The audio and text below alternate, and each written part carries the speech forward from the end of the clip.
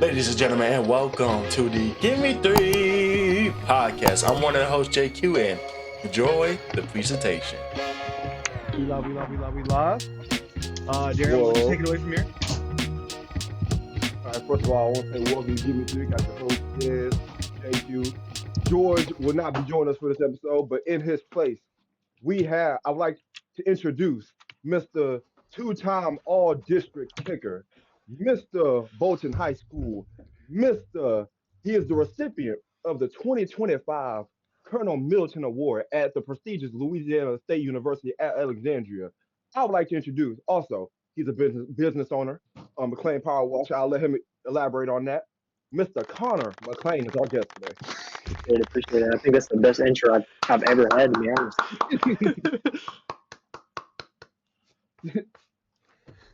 I was like, introduce yourself, tell me a Mr. little bit McClain. about yourself, Mr. McClain.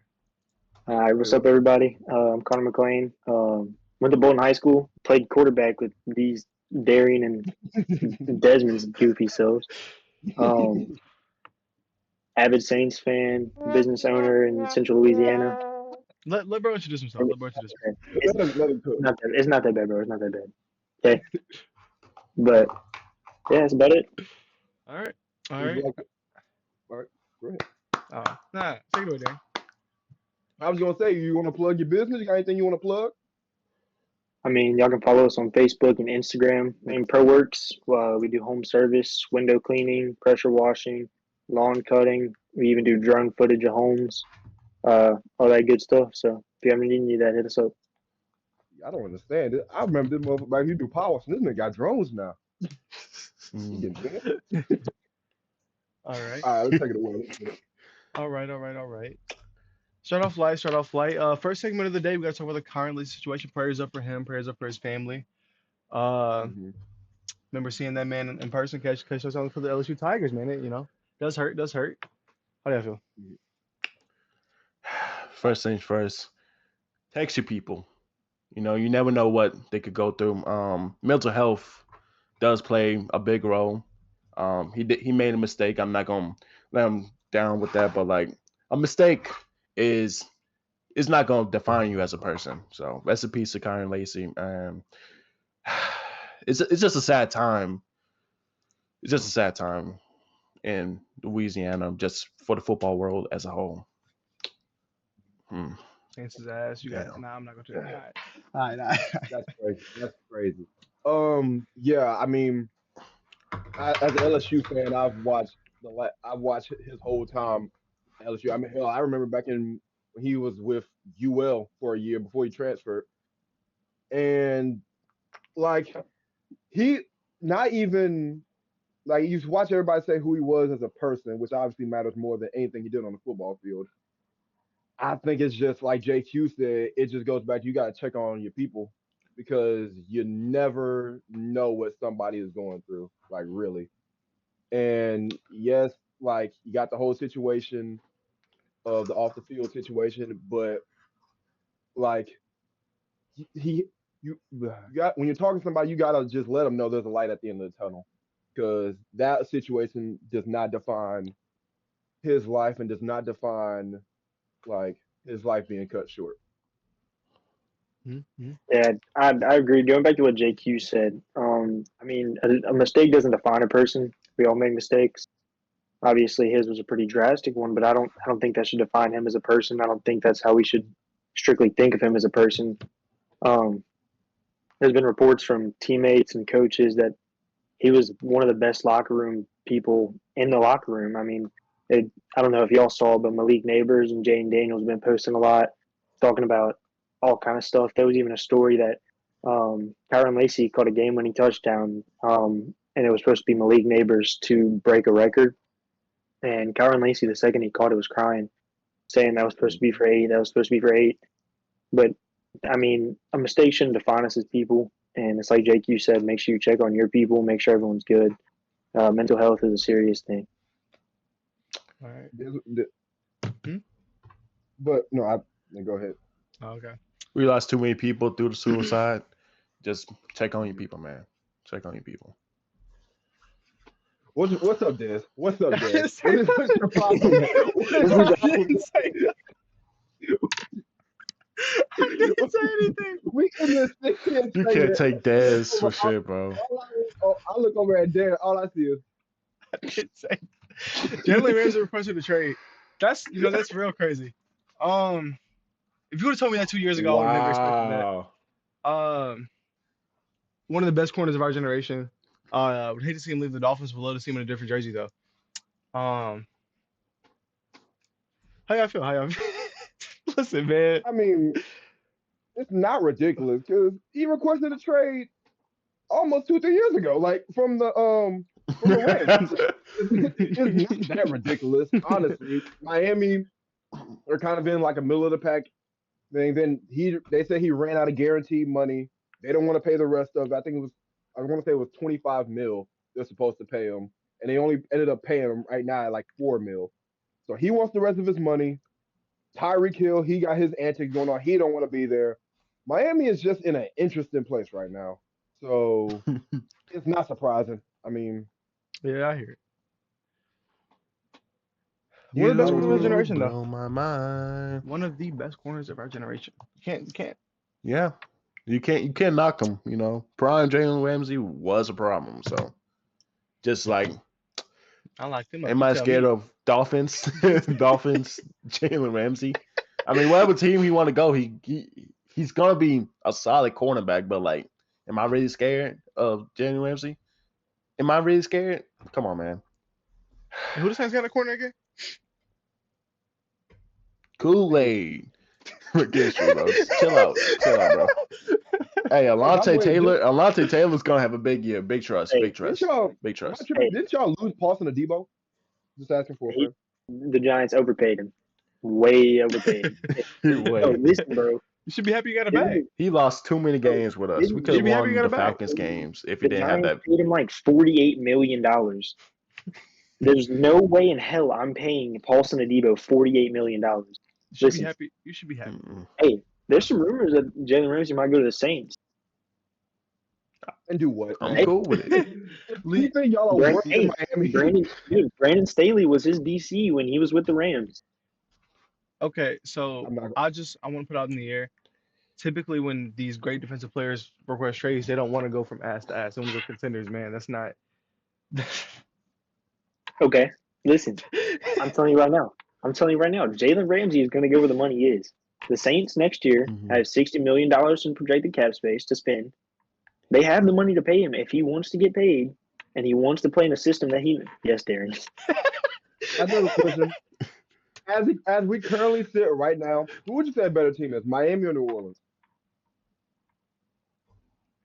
As of today. See, you gotta wait till after the draft. Yeah, we don't even know who is our quarterback. It could be Spencer Rattler. I mean, it's not going to be Derek Carr. Fuck Derek Carr. I mean, by the time the draft rolls around, or maybe after the draft, Tyreek could be traded, Jalen Ramsey could be traded. And now, if on that offense, all it is Tua and Jalen Waddle, and the Saints make some moves, then I'm going to say the Saints are better. But right now, before, like pre-draft, the Dolphins have the better roster. It's a great way to answer the question. You know, I can't knock it. Pre-draft.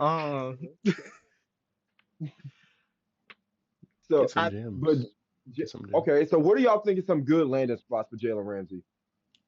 Aside from New Orleans. Aside from I could see the 49ers. Yeah, the 49ers do need a corner. They lost Trevarius Ward to free agency. Yeah. That's a good one. Like, I think it's a matter. I think it goes back to what this. It's just a matter of whether he wants to get paid or whether he wants to go to a contender, because he's requesting a trade. He's out of guaranteed money, so he wants his money. Right. But it's just a matter of, do you want to get the money or do you want to go to a winner? You know, if you want to go win, baby, just go to Pittsburgh. But I mean, if you want to just go with some money, I guess if you want to be disappointed. Very respectfully, I don't even want Ramsey, bro. Our corner situation is I don't even want him. That's what I'm saying. Like, we ain't gonna pay him that much, but if you want to win, you know, come over. Yeah. Like, give him a little cheap deal. If you want to win, you know, just come over. Now, one team that I think could be a sleeper for Jalen Ramsey, honestly, could be Minnesota. Which, hear me out. Okay. They just lost their best corner in free agency. Okay. They have a need. Okay. You have to fill that need with somebody. and their position in the draft, they pick at 24. That's a little late for me, especially. I think this cornerback class is pretty top heavy. Once you get past like the fourth or fifth corner, I think it's a really big drop off. Mm-hmm. So I don't see them necessarily picking a corner at 24. So I could definitely see them trying to make something happen for Jalen Ramsey. I hear it. Okay. I can see it. No. I think it's got to be okay. All jokes aside, I would say between San Fran. Honestly,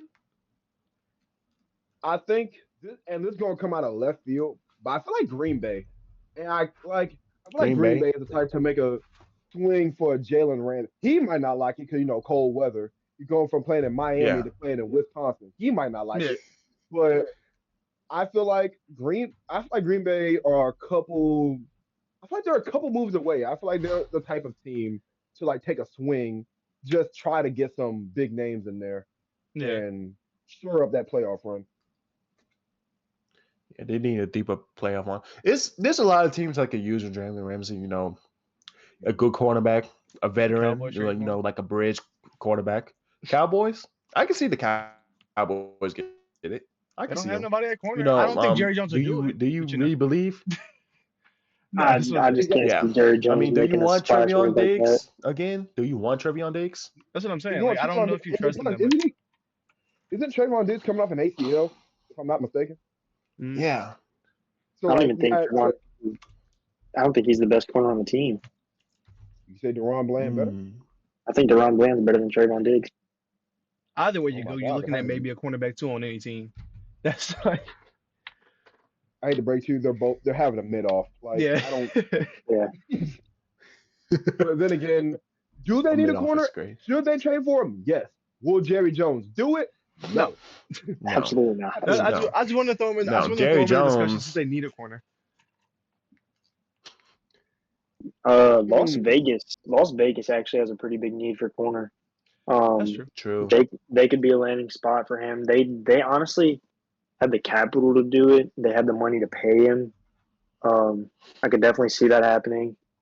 Just because they want to get him on a defense. Their defense is solid. Don't get me wrong. Max Crosby is someone you can definitely build on. So if they did add Jalen Ramsey, that defense would look a little bit better. I'm not going to say it'd be great. But my question would be, like you trade for a Ramsey, that means you think the team we got right now, we're going to be a playoff team. Do you have you trade for Jalen Ramsey, then what? Like, what does your offense look like? I mean, you got Geno. Geno can deal. I mean, Geno's like not the best quarterback in the world, but Geno can deal. You got Brock Bowers. Maybe you pick up a receiver in the second or third. And honestly, I think they get Genty. I mean, you got Genty, Bowers, and Geno throwing the ball. That's a solid offense, low key. And their O-line is young and it's improving. And honestly, it's really not a bad unit. It's cool. It might be a solid team, but for Ramsey's sake of wanting to go play for a winner, I don't like that team at their max of what you just described is a wild card at their absolute best. Yeah, at their best. Out of all the landing spots, though, out of all the landing spots for him, I think my favorite has got to be the Bucks. I think I would love to one of the things that's been lacking for them is I feel like they've had a really mediocre defense like these last 2 years. Adding somebody like Jalen Ramsey at this point in his career is not going to be game changing, but it does surefire up their defense. I think that they've been in. I think Baker Mayfield is a great quarterback. I think that they need. I feel like it's a similar situation as Green Bay. They just need a push. You know what I'm saying? And Tampa Bay, they just need a big signing. Fuck Tampa Bay specifically, they've been they've been trying to hold on to the remnants of that Super Bowl defense, and then that's just been with age and wear and tear. That's been slowly decimating. And I think now that they've gotten most of those players off that team gone, or I think Levante David, I won't say he still signed for a 1-year deal. You still have some you still got solid people like Vita Vea, you still have Antoine Winfield in the secondary. You still have solid pieces. It's just a matter of you can trade for a Ramsey, help try to shore up that defense for that secondary. But I don't know. There's a lot of landing spots for Jalen. He's going to get signed regardless. I mean, it's Jalen Ramsey. You got the name value. You got the experience. It's just like, does the team like take a chance with him? Mm-hmm. I can see. Does he sign back with the Rams? Is that a possibility? That is a need for the Rams for sure. But honestly, for me, I'm interested in what y'all think the Dolphins would get for Jalen Ramsey in return, like what the compensation would be. I mean, he's getting up there in age, and he's not in his prime yet. You're not getting a first. I don't think. No. Well, you do. You get a very late first round, like 20s to 30s. You're not getting a high draft pick for him. I don't think you get a first round pick at all. You're not getting a first round pick. I think you might get a conditional third. I'm gonna be honest. So, I know this is biased because I'm a Saints fan, but Marshall Lattimore, when we traded him, which I think Jalen Ramsey in his prime is better than Marshall Lattimore in his prime, but just in comparison, because they're close in age, Marshall's actually a little bit younger. We got a third round pick for him. So honestly, I mean, Jalen Ramsey's 30. That's what I'm saying. I could see like an early fourth, late third, but you're not getting a second. You're not getting a first. Definitely not a first. I could see a third, maybe a fourth, depending on what the Rams or the Dolphins are willing to take. I think that recently there's been a trend in conditional picks. I think it's very likely going to be like a conditional fourth that can turn into a third, depending on how the team does. A lot of teams are doing that nowadays just because GMs are smarter. They want to not give up as much compensation. I see fourth, maybe third. It's just all conditional. That's how I look at it. For the same reason, Marshawn Lattimore trade. So you trade for him for a conditional pick, sign him to an extension, and then go from there. Like you trade for him, probably sign him to like a 3-year deal, and then just go about your way. 3-year deal seems a little long for a corner who's 30 to me. I could see it. You're not going to give him like a. I mean, what deal would you say? He wants his guaranteed money. I can't see a team giving him as much as he wants in guaranteed money just because he's 30. He's been injured in the past. I mean, like you're paying for the corpse of Jalen Ramsey. You're not paying for prime Jalen Ramsey. I mean, I could see a 2-year deal, and maybe a 3-year deal makes sense. It depends on where he goes and how much money they had to spend. But I don't know. 3 years. 3 years for me just seems a little long for someone who has been injury prone and is already 30 years old. I mean, if I want to, but yeah, I mean, that seems to be like the trend nowadays. Like you trade for a big name, you trade a conditional pick because you have to pay them, and then they normally get around about like a 3-4 year deal. But I guess Jalen Ramsey is a specific case, but I mean, yeah, it just depends on the team. All right, I hear it. Let's spark up some conversation about Jalen Ramsey. You know, we're talking a lot about his prime. We're talking a lot about who he is now. I think I've said a bunch of times. I've said maybe 4 times already that I think he's one of the greatest of our generation. I'm really interested to see Connor McClain. I'm gonna name some cornerbacks. I want you to tell me if you think prime Jalen Ramsey is better than that in the prime version of them. All right, we'll do it. All right, first of all on the list, we have Deion Sanders. I'm taking Deion. Taking Deion? Okay, let's go Charles Woodson. Oh. Jesus, man. Just throwing all these heaters. Charles Woodson was a dog. Yeah.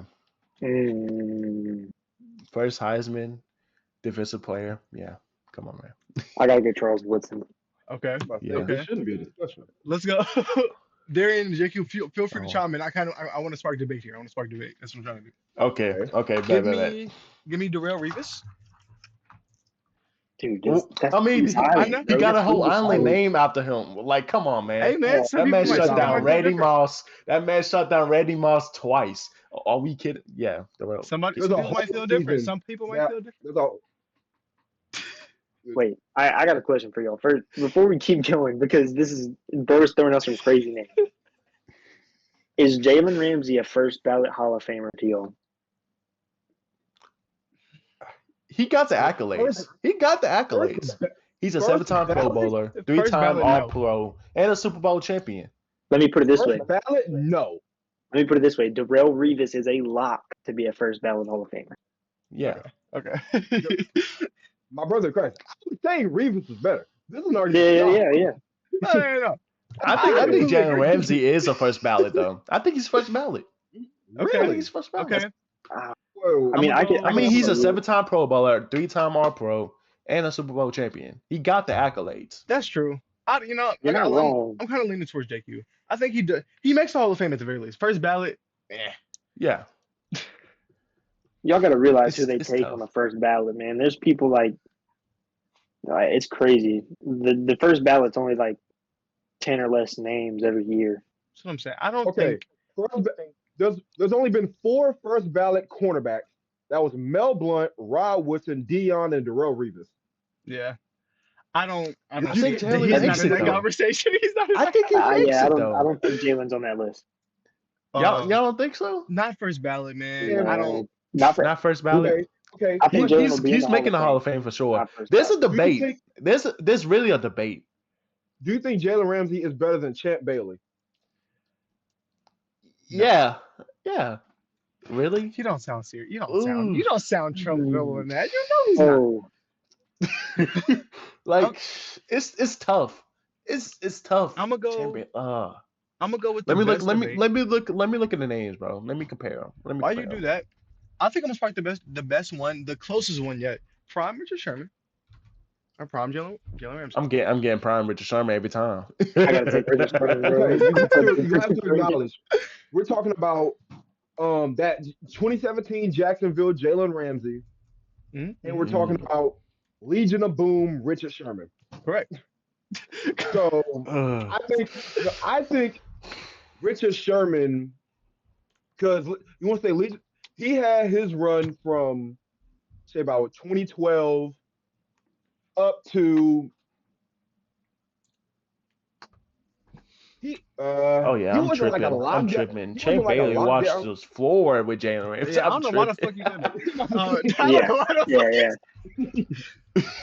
I'm tripping. With the Richard Sherman debate, Champ Bailey wasn't a first ballot Hall of Famer. That's true. So, that's true. I can't see Jalen being a first ballot Hall of Famer if Champ wasn't. Champ was like that. Yeah, yeah. Now, for the Richard Sherman debate, what pick was Jalen Ramsey in the draft? Does anyone know? I believe he was like fifth. Let me look it up. I was just on the stats. He was either fourth or fifth. Was. It doesn't tell me what his. I remember he was a high pick was. Yeah, he gotta be. He's 5th overall, first round. All right, 5th overall pick. He has all these expectations coming in. If you're drafting a corner at 5, which is the most volatile position in the NFL, you feel pretty good about him. You know he's going to be a dog. Right. Richard Sherman was a 5th round pick. Right. And still performed the way he did. Now, in my opinion, I'm taking prime Richard Sherman over prime James. Yeah. Richard Sherman was just. I agree. He was like that, bro. I'm just saying, which one of them have a Madden cover? Richard Sherman. All right. All right. Let's go. I think. Damn, Jalen Ramsey kind of had compared to these Hall of Famers. I'm not even saying Jalen Ramsey's ass. I'm just saying I feel like I have more confidence in prime Richard Sherman than prime Jalen Ramsey. And I know I'm comparing 2 potential Hall of Famers, but I don't know. I feel like Jalen Ramsey is gonna get burned on a busted coverage every once in a while. I feel like prime Richard Sherman, he might have gotten burned a couple of times, but I feel like I didn't see that as much as a Jalen Ramsey. You know what I'm saying? Okay. Start bench cut. Shit. Prime Jalen Ramsey, Prime Patrick Peterson. Prime Stephon Gilmore. Damn. Ooh. Damn. You ain't gonna do Patrick Peterson like that? Okay. Start Ramsey, bench Gilmore, cut Peterson. Damn, you gonna do my boy Peterson like that? I love it. You gonna do my boy Peterson like that? Me and Darian on the same page. I'm not gonna lie. You're starting Jalen Ramsey, you're benching Gilmore, and you're cutting Peterson. I love Patrick Peterson. Patrick Peterson was a dog. But come on, man. What you got? I think Just Patrick Peterson could be watching this podcast. The fuck you said fuck me for? Look, and Patrick Peterson, in his old age, and shout out, he just retired like a couple weeks ago. Yeah. He could probably bust my ass right now. But like in this hypothetical, a part of the Patrick Peterson part of his allure, the Peterson allure, is his special teams work. If we're talking about strictly corner, like man-on-man corner, I trust Stephon Gilmore more than prime Stephon Gilmore. Like Gilmore's that dog. Patriots days. Wait, so are we talking like strictly like in their prime, or are we talking like all time? We're doing prime. We're doing prime for prime. I'm going Stephon Gilmore starting. I'm starting Stephon Gilmore. I'm not mad at it. People say it's going to say that's crazy, but like Stephon Gilmore is a dog. I don't think it's that y'all, good. Y'all forget about Stephon Gilmore. People forget how good he was. Oh no, y'all were just talking about benching him. I was about to come up here and say I should start him, but hey. I'm with you, Des. I'm with you. I'm with Jalen Ramsey, Stephon Gilmore, then Patrick Peterson. Damn, you put my boy Peterson like that, man. You doing him bad. You doing him bad. Hey, I got a question. And this is all like, he's a very controversial man. Antics aside, where do you rank Antonio Brown all time? Okay, hold on. Oh Lord. Okay, so we switch the topics. Hey, let me put it this way.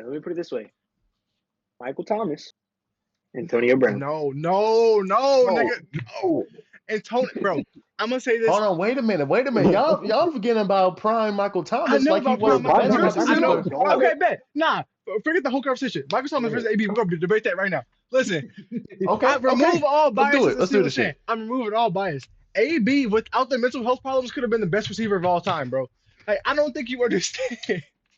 And you can say the same thing about Michael Thomas. Michael Thomas was breaking records by his third season. You gotta understand. First of all, off of longevity alone, Antonio Brown washes Michael Thomas. Exactly. Michael Thomas had 20. But we talking about 2017. He's something like 2021. Antonio Brown had what? 20. You want to say start from 2012 or 2013 all the way through 2020. He's still catching touchdowns. Like, we're not gonna sit here and act like y'all best Michael Thomas year is not better than AB's best year. No, bro, he won Offensive Player of the Year and had 1,900 yards receiving. You can't tell me that's not better than AB's best year. Listen. Okay. Okay. And to that point, hold on, bro. I'm not. Oh. If we're going best season, if we're going best season for best season, Michael Thomas hasn't beat, bro. 1,900 yards in one season. Okay, mind you, the conversation was never prime for prime. But even if we're going that, even if we're doing prime for prime, bro, let's be real. Come on. You don't believe. You only say that because you're saying you don't believe Michael Thomas is better. No. If we're going season for season, I think Michael Thomas wins. Now, longevity. Antonio Brown almost played twice as long as Michael Thomas. I understand. Okay. Best season for best season. Go ahead. Best season for best season is Michael Thomas. No, it's not. I'm looking at it. Bro, 2015. Bro, okay, hold on. How you compare seasons, bro? What is Antonio Brown? Okay, 149 receptions, 1,725 with 9 TDs. Mind you, that 149, that's an NFL record. That man couldn't do shit if it wasn't a slant, and he had to get yards after the catch. That's it, bro. Julio Jones had more slants than Michael Thomas, and I don't see nobody talk about Julio Jones as slant man. If it ain't broke, don't fix it. Okay? If it ain't broke, don't fix it. I'm not gonna lie to you. So, y'all. Okay. I think we're ignoring. I want to go off 2015 specifically. He had 195 catches for 195 catches. No, that's targets. My fault. 136 catches and 1,800 yards. We're going off of 2015 specifically. I just want to make sure I have the right season that I'm thinking of. Schedule. Hold up. Not only did this man have freaking this is the season. This man not only had Ben Roethlisberger throwing him the ball, because Michael Thomas for the most part had Drew Brees pretty much consistently during his prime. Drew Brees with a noodle arm. That one specific season, he had the corpse of Michael Vick, Landry Jones, throwing him the football, and this man was still putting up solid numbers. Okay, how many catches did he have? 136. In 2019, Michael Thomas had 149. Right. And how many yards did he have? Hold on, Yeah, I'm about to prove my point. 1834. Okay, he had more yards than Michael Thomas. Michael Thomas had 1725. How many touchdowns did Antonio Brown have? He had 10. Damn. Okay.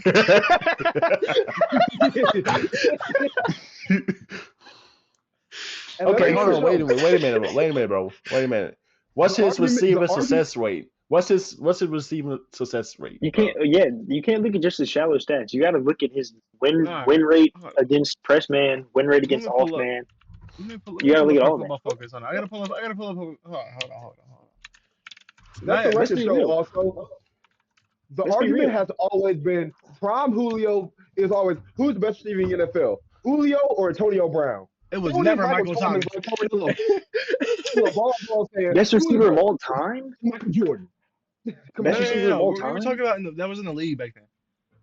Okay, yeah. I was about to say it's the same thing. Of all time, it's the same thing as like Jamar versus JJ right now. No one's bringing in fucking Amon Ra. Like that's what I'm thinking about right now. That's where I'm at. Exactly. Hey, but we're going year for year. They both had pretty even years. Like 2015 and 2019 was pretty. That's true. Even for both of them. I will very faithfully say that they had very similar peak years, but NFL careers aren't 1 year, man. I'm sorry, you can't hang on to 2019 Michael Thomas. Listen, you understand? The hell I can. Prime Antonio Brown was getting Jerry Rice comparisons. Michael Thomas never got that. Y'all got to take into account that when Michael Thomas had 149 catches for 1,700 yards and 9 touchdowns. Yes, he ran a lot of slants, but at the same time, Drew Brees couldn't throw anything further than a slant. You have to have a scheme that fits your QB. Drew Brees at the end of his career, and Drew Brees right now, he will say it. There's a clip of him saying that when he throws the football with his kids, he has to throw it with his left hand because he can't even throw with his right hand anymore. I hear it. And he had Drew Brees. He had Drew Brees the entire time. But can I interest you having those same stats with Landry Jones and Michael Vick at the end of his career? Because I asked you, when Drew Brees left, what was Michael Thomas? He didn't play. Jameis Winston. He played like 2 games. Man, he was doing good with those 2 games too. Dude, in 2021, we played Green Bay week 1, Atlanta week 2. Michael Thomas had, I think it was 2 touchdowns against Atlanta in week 2. JQ, do you remember that game? I remember it because it was Jameis. Yeah, that was the game where games before Jameis got hurt, and we drove down the field. We drove down the field, and we got a late win against Atlanta. Y'all had a comeback. Late in that game. Yeah, and Michael Thomas caught a touchdown. I was late. I was going crazy. Listen, I remember I was at a Wingstop. I said, "Oh shit! Jameis Winston for those first 4 weeks." That bro, take me back, it, bro. Just please, 2021 Jameis. Oh my gosh, dude, he was going crazy. He was going to win the MVP. He was going to win the MVP. I can see it. It's a conversation, bro. I don't think Jameis. If you let him go, the bias starts to show. The bias. Listen, bro. He just told us to play hard, and that's exactly what Jameis did, bro. Man. Hey, the most motivational football player of all time. You know, I'll give you that. I'll give you that. I don't even Okay. think in the last like 2 minutes, me and Darren haven't had to say anything. You've proved our point by talking. No, Like, that's all I listen. gotta say. Dude, in 6 games in 2021 with the Saints before he got injured, he completed 60% of his passes for 1,200 yards, 14 touchdowns, and 3 interceptions in 6 games. Okay. I hear that. Okay. Y'all telling me that's not MVP numbers if he finishes the season? I think that if you could just say the same thing for Derek Carr in week 1 through 2 this season, and I think that it doesn't really matter. Bro, Carson injuries, Wentz. you can't control injuries, okay?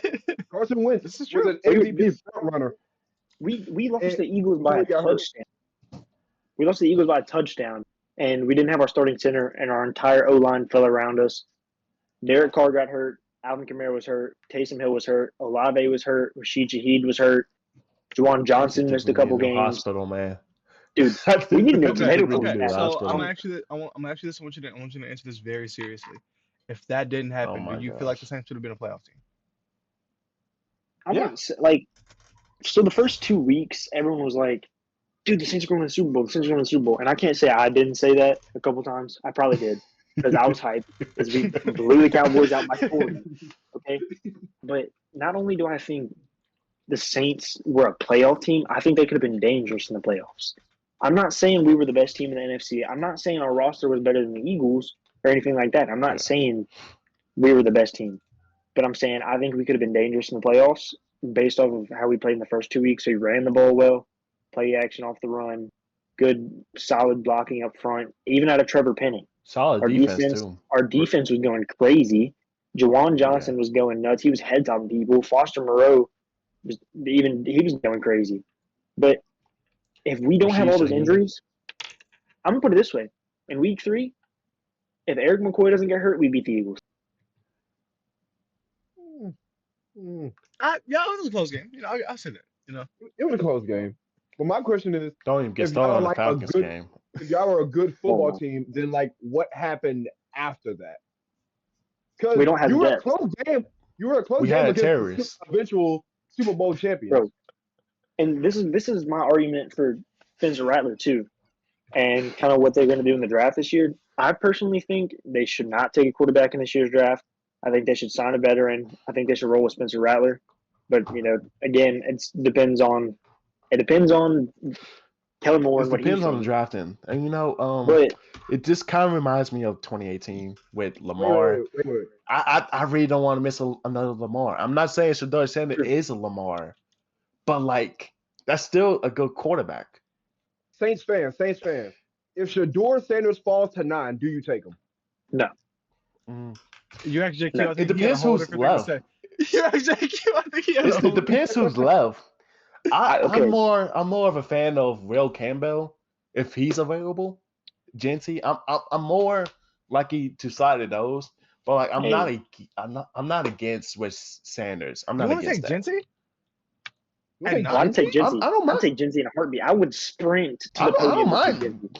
Genty was almost a Heisman Trophy winner, and you could have another boom zoom 2.0. Kamara's 30.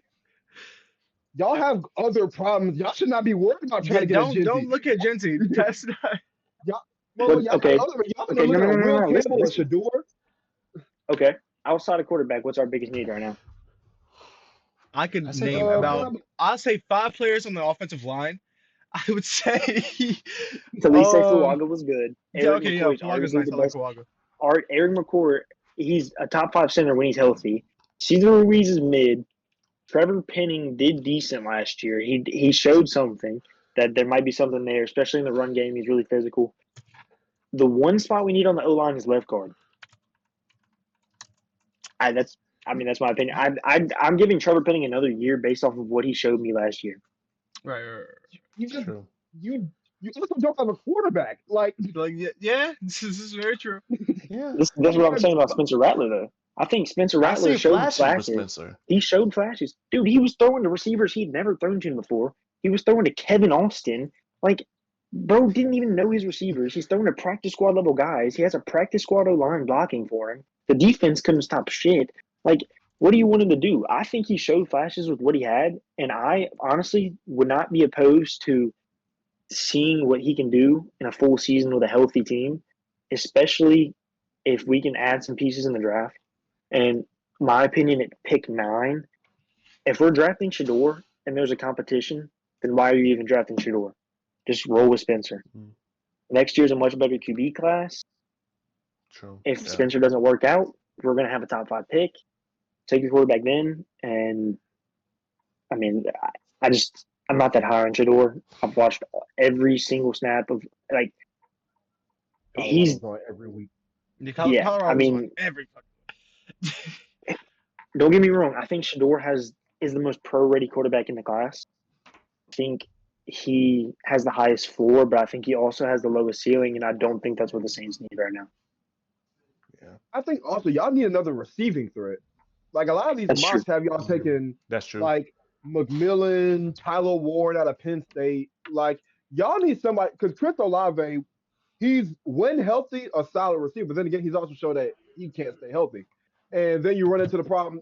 One of the problems y'all had last year, where y'all once Olave went down, you had MVS a little bit. You had what was the dude Bub Means. You had like come on legend. Now. So y'all got other problems.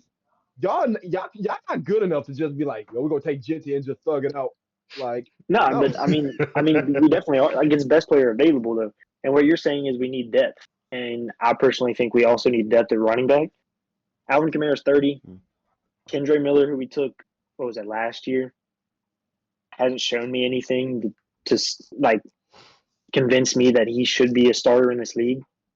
If Ashton Jinty can come in and just be like, he doesn't have to be great immediately because we still have Kamara, but if he can take over when Kamara leaves, I think he provides that depth to where we why are you not doing that? Like Jahmyr Gibbs and David Montgomery, Kamara, I feel like and Ashton Jinty. For y'all specific situation, you could draft a running back in the later rounds. You don't need to spend that high of a pick. But the thing is though, what's the gap between Ashton Jinty and the second? Running back. I think that's what I'm saying. Amari Hampton's a dog. I don't think the gap between Ashton Jinty and Amari Hampton is as wide as you make it seem. No, I agree. I've watched Amari Hampton. Amari Hampton is really talented, but Ashton Jinty is generational. Amari Hampton is like, I'm not going to say 1A, 1B, but I think it's a close 1 and 2. Mm-hmm. But I feel like there's just. Oh no, go ahead. No, you got it. I just feel like there's other a lot. They got the edge out, the Walker out of Georgia. You got and y'all eventually you're gonna need another edge rusher because Cam Jordan isn't gonna hold you over forever. Plus he's getting up there in age. And Mario Davis is getting up there in age. Like there's still a couple spots to fill. I'm not saying we don't have needs. Like we definitely have a lot of needs. We have a lot of holes in the roster. We need a lot of depth pieces, and I think that just that comes with drafting best player available. I think your specific situation, you just got to go off need. Like the corner out of Texas, you got the corner out of Well, I see projected. Y'all have the corner out of Texas projected to y'all a lot, but I hope not. I think corner would be a wonderful position for y'all to draft. No. Corner, like I was saying earlier when we were talking about Jalen Ramsey and stuff, corner is the most volatile position in the NFL. Like, for instance, look at Sauce Gardner. His rookie year, arguably the best corner in the league. Sophomore year, he was garbage. That's true. I mean, I'd rather take a tackle like Armand Membu. Armand Membu's a dog. Will Campbell if he's there. Yeah. Will Campbell if he's there. Ashton Jinty if he's there. Tyler Warren if he's there. And to be honest, I'm not that high on Tedero and McMillan. I think he kind of has a tendency to disappear in games. He shows up, he makes about 3 catches, and then you don't see him again for 2 quarters. I saw somebody say this, and I thought it was crazy. But then when I actually went back and watched the film, it wasn't that ridiculous. You know, guy I'm not high on. Luther Burden, the receiver out of Missouri. Thank you. That small ass nigga ain't doing shit in the league. They said it about Smitty. They said it about Smitty. But I believe this is one of the cases where it's not going to work. And I was so Like, mad in every mock draft where they predicted the Steelers to take him. Smitty won a Heisman now. I know. That's what I'm saying. But I just thought about small receivers. Smitty was at least like taller and was taller with a slimmer frame. This guy, he's like short, like he's a slot receiver. Like I saw somebody say like his upside is good, but he like some of his film it like reminds you of what TCU I don't know if y'all remember TCU Jalen Rager. Mm-hmm. If y'all remember like that film, he like it was. And he's an NCAA demon. I like him, but I just NFL. I'm not sold. Yeah. I'm glad somebody else said that because every time I open this mock draft and saw that Steelers taking Luther Burden, I wanted to cry. I'm not gonna lie to you. No, I didn't think we needed another skinny, little bitty receiver that ain't gonna do shit. Calvin Austin. Okay, wait. Looking at you. But while we're on the topic of draft picks, opinion on Jackson Dart. He's been shooting up like all the mock drafts and all the. Every year they got the quarterback Zach Wilson 2.0. Every year they got the quarterback that like shoots up the charts come draft time. Not last year, but like you have like the Will Levises, the Malik Willis kind of bounced up his years up the draft board. Anthony Richardson. Jackson Dart, Anthony Richardson, like Zach Wilson. That is Zach Wilson 2.0. To be 100% honest, I think the gap between Shedeur and Jackson Dart is a lot closer than people are giving it credit for, especially based off of for the Saints. I mean, Mel Kiper had the Saints taking Jackson Dart at 9 in one of his previous mock drafts, and in his final mock draft, he had him taking Shedeur. Personally, I could see the Saints drafting Jackson Dart over Shedeur at 9, specifically based on the fact that Jackson Dart kind of fits the mold of the QBs that Kellen Moore has worked with in the past and that he's actually really found success with. I don't think people give Jackson Dart enough credit for how mobile he actually is. But I wouldn't, just throwing it out there, but I mean, I wouldn't be surprised if the Saints end up taking Jackson Dart over Shedeur just based off of his rushing upside and what Kellen Moore's had in the past. I just don't want him at 9. I really don't want him at 9. I wouldn't take him in either. It's just for me, it's just best player available. I mean, I've seen people. Don't want him at 9. Go ahead. I'm just saying, like I remember he started off like a day 2 pick. And I've seen some people mock him up as high as like 3. Like I don't believe it. But like they have him. You just mentioned Mel Kiper. He has him going to Saints at 9. Some people are hot. Like some people have a lot of teams, according to sources, have Jackson Dart over Shedeur Sanders. Like all it takes is one team to have him over Shedeur. I mean, like that's like people who say like, oh, this guy shouldn't be a first round pick or this guy shouldn't be this, that. All it takes is one team to like him for him to be a first round pick. Yeah. But yeah. I'm taking Will Cameron if he's available. That's just my opinion. I know it's a boring pick. It's a boring pick. I'm gonna be honest with you. You think it's LSU bias? I think I am not as high on Will Campbell as a lot of people might be. Honestly, the only reason I say this is because if you look at these offensive linemen, typically there's this specific wingspan that every good offensive guard, I want to say, every guard has. They have these really good collegiate careers and they get to the league and then they just fuzzle out because their arms aren't long enough to keep up with these. And I know it sounds crazy. I know it sounds like it sounds fucking horrible, but their arms aren't long enough to keep up with these NFL like D linemen. But I do hope he has a great career. I'm an LSU fan. Would love to see him succeed.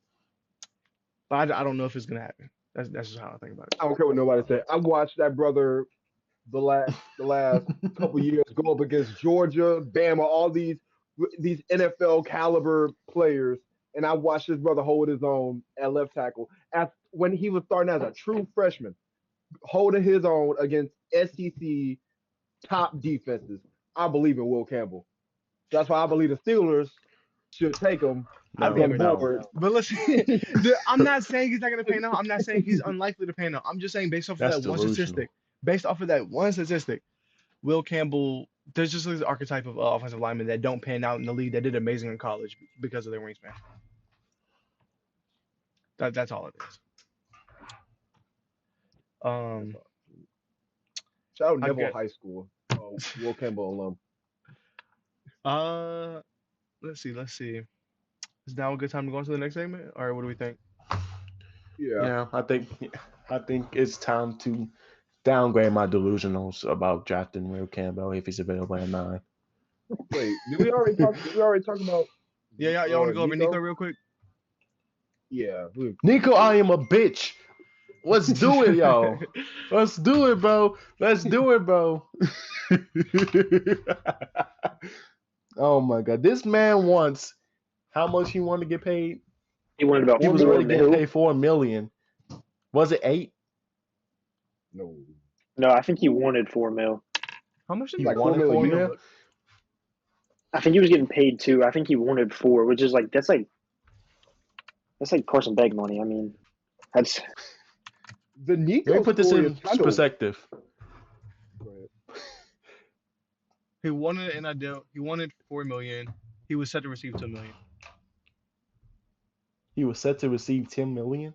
2. He wanted 4. Oh. 2, okay. I was about to say, what the hell? Damn, $10 million. That's getting more paid than some NFL players. Nah, that's not. That's not what I'm about to say. Nah, I mean, if you're a rookie, you're making more in college than you are as a rookie in the NFL. Yeah, that's true. Where are these colleges getting this money from?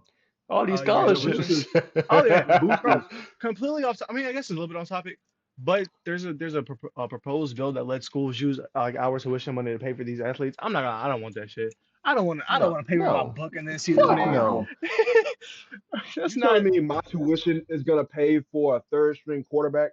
Yeah. A refreshment transfer. I'm good, bro. Like I'm gonna be honest. Bro. I'm gonna say right now.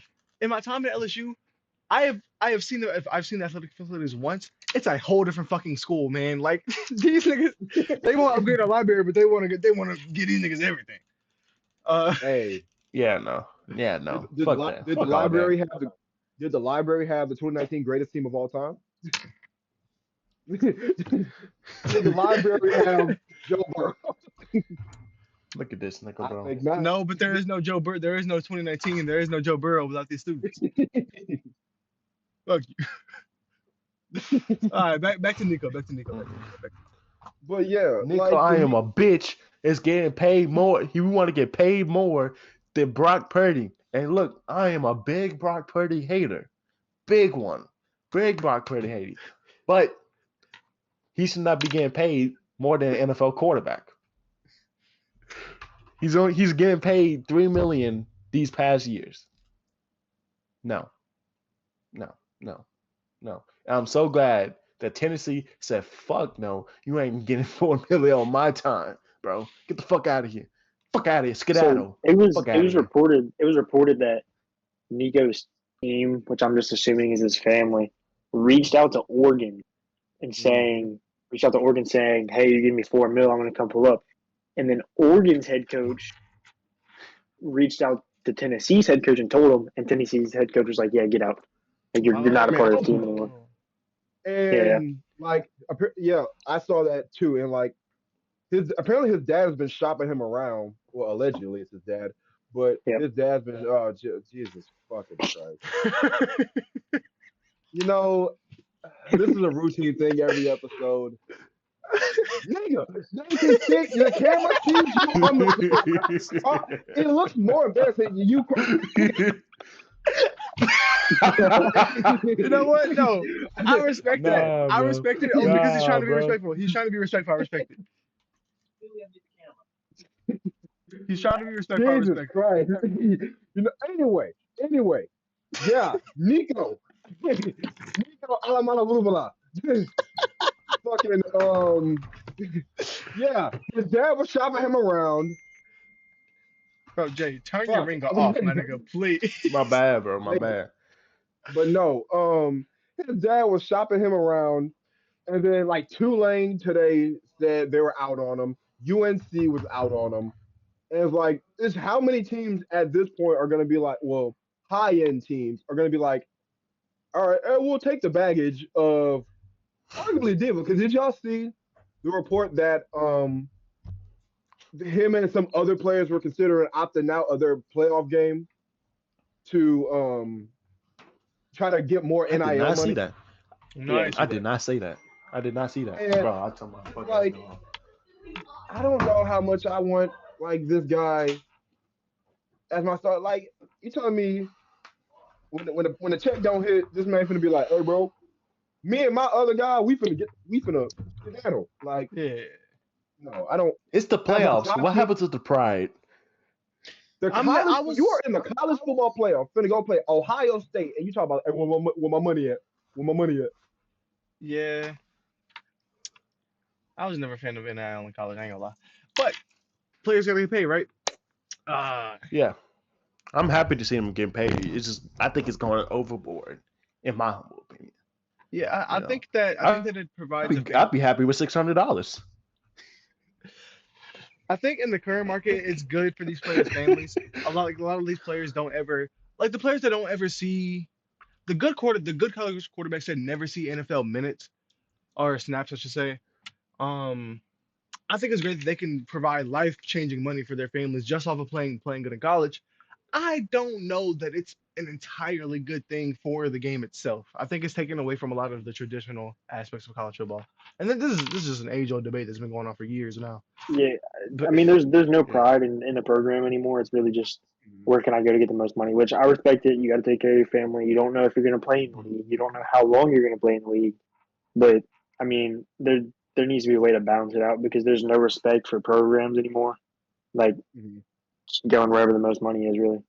Yeah. I think they at least need to have like some structure to it, because right now I've seen a lot like people think and it's the Wild Wild West, because like it's literally like y'all said, wherever the most money is, because and I feel like there's got to be some type of restriction, because let's say you're a nobody freshman at New Mexico State, you come in, ball out, and now it's like, all right, I'm finna hit the portal and go get $2 million from Oregon, and I'm gone. And it's like the Tulane quarterback Darian Mensah.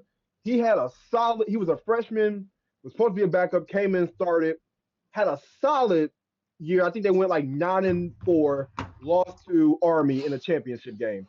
And immediately he hit the transfer portal and went to Duke on, like, it was like a at the time, I think we had the highest NIL. It's probably gotten passed up by now. But, like, it's just crazy. Like, there's no, like, restrictions. There's no, like, and then also, players got to understand, not everybody that hit the portal is going to get picked up. Like, there's a lot of players right now that's just sitting in the portal with no team. And then you look crazy because you didn't get the big bag you wanted to. Yeah. Okay, this is off topic.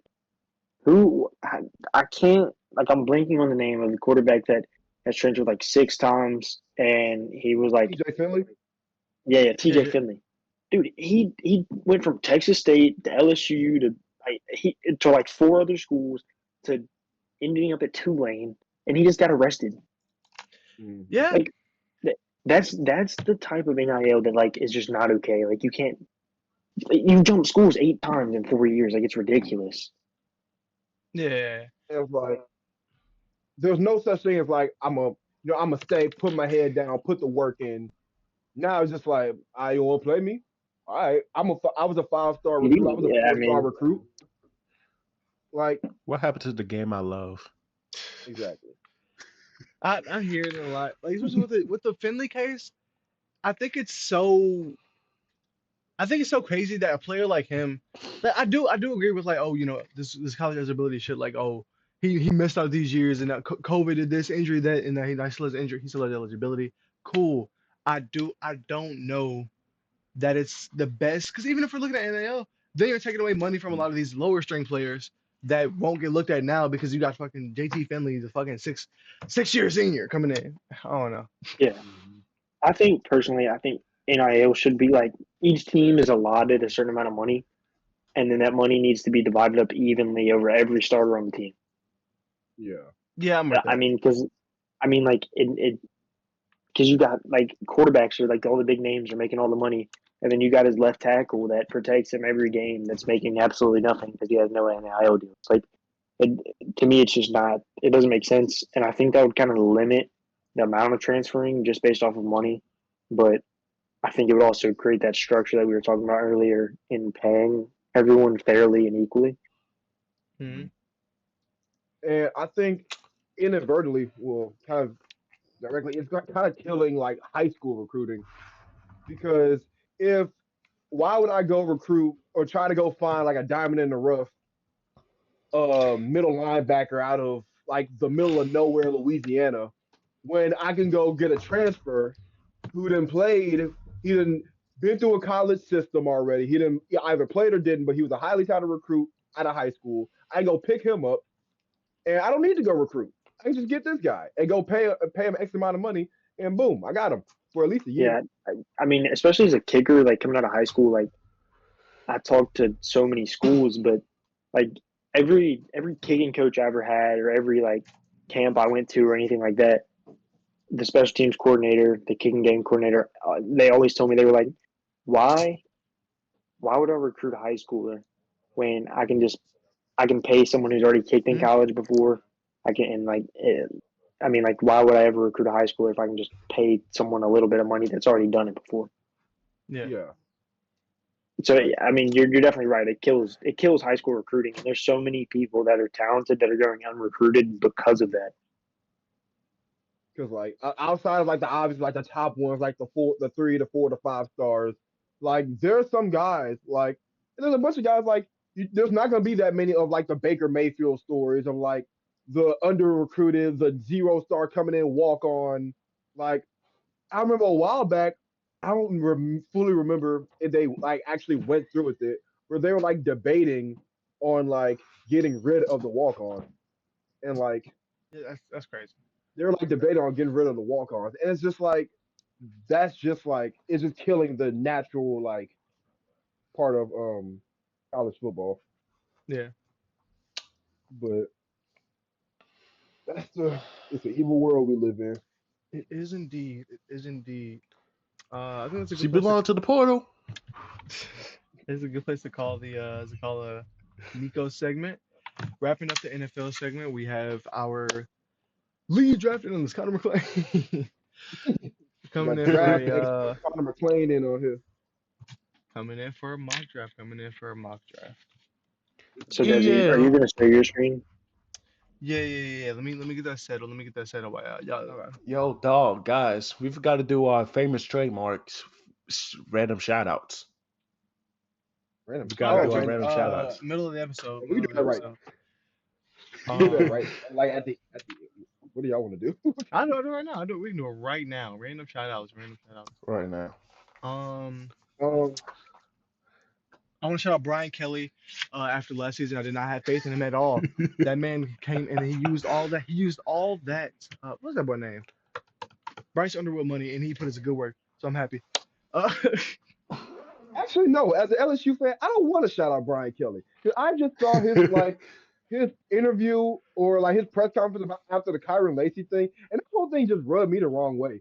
Because every time something happens, he always comes out with this robotic, like generic, like he's a guy that was just he's a guy. He's just a kid in our hearts. He's just a kid. Like, and he did the same thing with the Greg Brooks situation.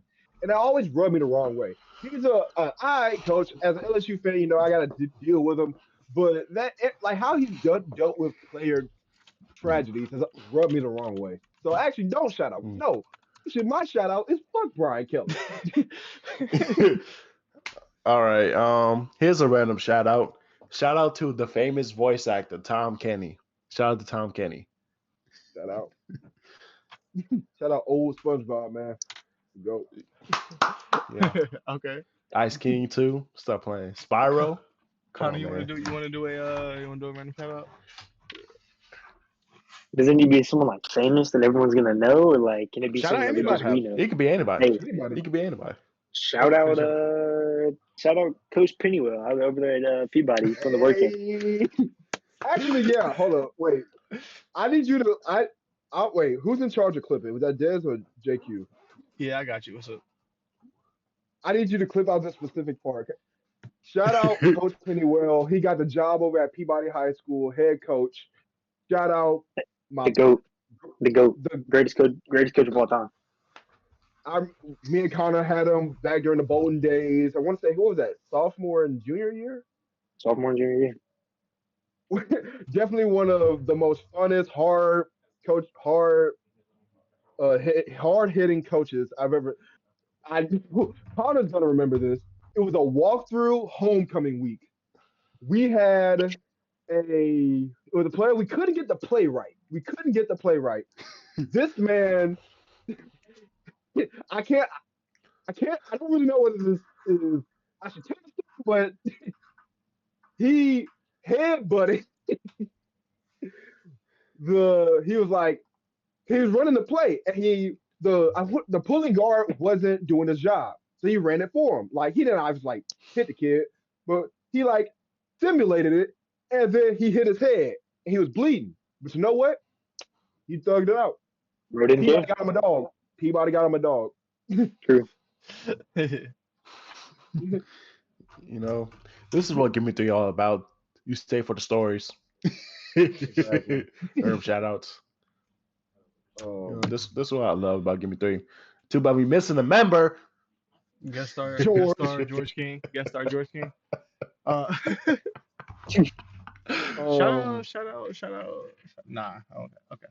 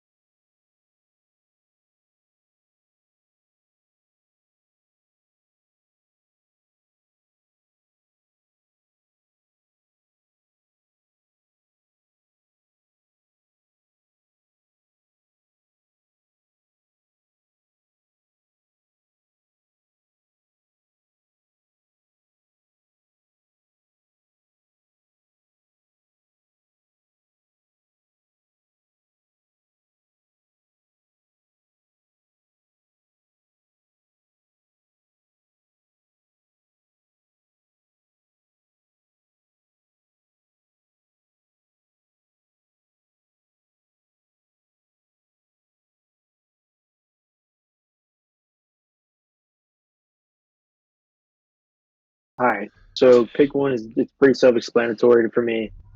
The Mayo Man is not it. I think when you're picking at number one, you take your swing on a quarterback, and that pick is Cam Ward. Cam Ward?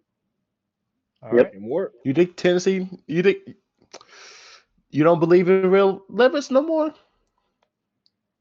Nah. Okay. Will Levis. All right. I tried. I have a question. Do you think I've seen some people saying that Cleveland might try to pair Shador and Travis Hunter? Do you think Cleveland makes a trade back up in the draft? I don't think it. I mean, it depends on where they want to get him at. I don't think Shador is there. I mean, if he falls past the Saints, there's this good portion of the draft that the next team that's going to take him is the Steelers at 21. So there's an opportunity for them to trade back up, but I'm not sure. But at pick 2, I have Travis Hunter. Yeah. I think he's just fits exactly what the Browns need. They need receiver. Their best receiver is Jerry Jeudy. They need corner. They have some big names in their cornerback room, but honestly, they don't have. Yeah, I mean they have Denzel Ward, but like outside of Denzel Ward, who do they have? I think in Cleveland, I think he'd mainly be playing receiver. And I think that's where he wants to play. It's where the money is. And to be honest, if I had to say what he was better at, I'm saying receiver. He's a dog receiver. I don't agree with that, but no, his technique is more polished as a corner.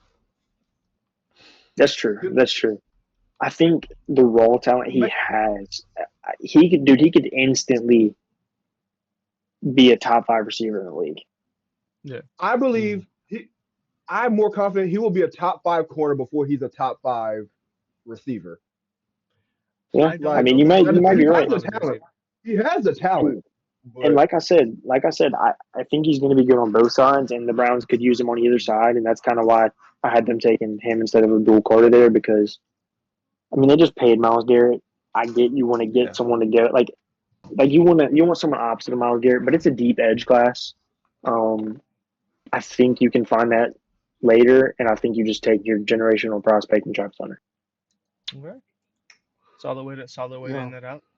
And then at pick 3, this is where it gets interesting, boys. All right. Okay. I have a trade. Oh. Ooh. Okay. Ooh. Hold on. So, okay. Guys, if you look up top, there's that trade button. So,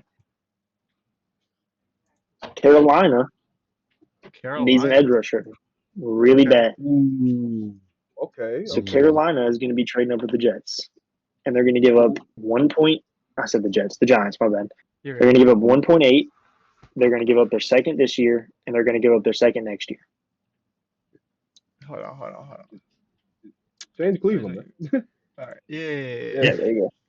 So their first and second, and then scroll down, and it'll say 2026 second. Got you. And that's the deal. That's the deal? That's it. That's the deal. I like this trade. I need me another second of all. I'm not gonna lie. I need a third. That third year. I need me another second. I ain't gonna lie to you. It's a third overall pick. I'm only getting 3 picks. Give me 4. Listen. You're getting 2 seconds. You're getting 2 seconds. That 8th overall pick. Yeah. So you're really not moving that far back. To be honest, Abdul Carter, in my mind, kind of fits the same role that Kayvon Thibodeau already plays in their defense. I could see them sticking and picking Abdul Carter and trading Kayvon Thibodeau, which is definitely a possibility. They've been shopping Kayvon Thibodeau around. Yeah, they have. Yeah. And, I mean, they have to pay him next year, so it wouldn't be a bad idea to take Abdul Carter as his replacement. But here, I mean, they have a lot of needs, and I think you pile up on your draft picks. And especially in this draft, it's a really, middle-heavy draft. Like, the second and third rounds, there's good value to have there. So it's always good to have extra picks in the rounds. Mm-hmm. And I think the Panthers trade up and they get that edge rusher that they've needed since they traded away Brian Burns. I'm with it. I'm with it. Send in the trade. All right. And with that being said, I'm assuming Carolina takes Abdul Carter. Yep. All right. Oh, hello. All right, we're good. Oh, Lord. Laptop tripping. Yeah, my laptop. All right. And then pick 4 New England. There's a lot of different routes they could go with this. I could see Ashton Genty. Oh, they Lord. need a running back. Hold on. Can I do that? Game my laptop is geek. Oh Lord, this brother done drafted Mason Graham. Oh Lord. I didn't do that. Game, my laptop is not built for this.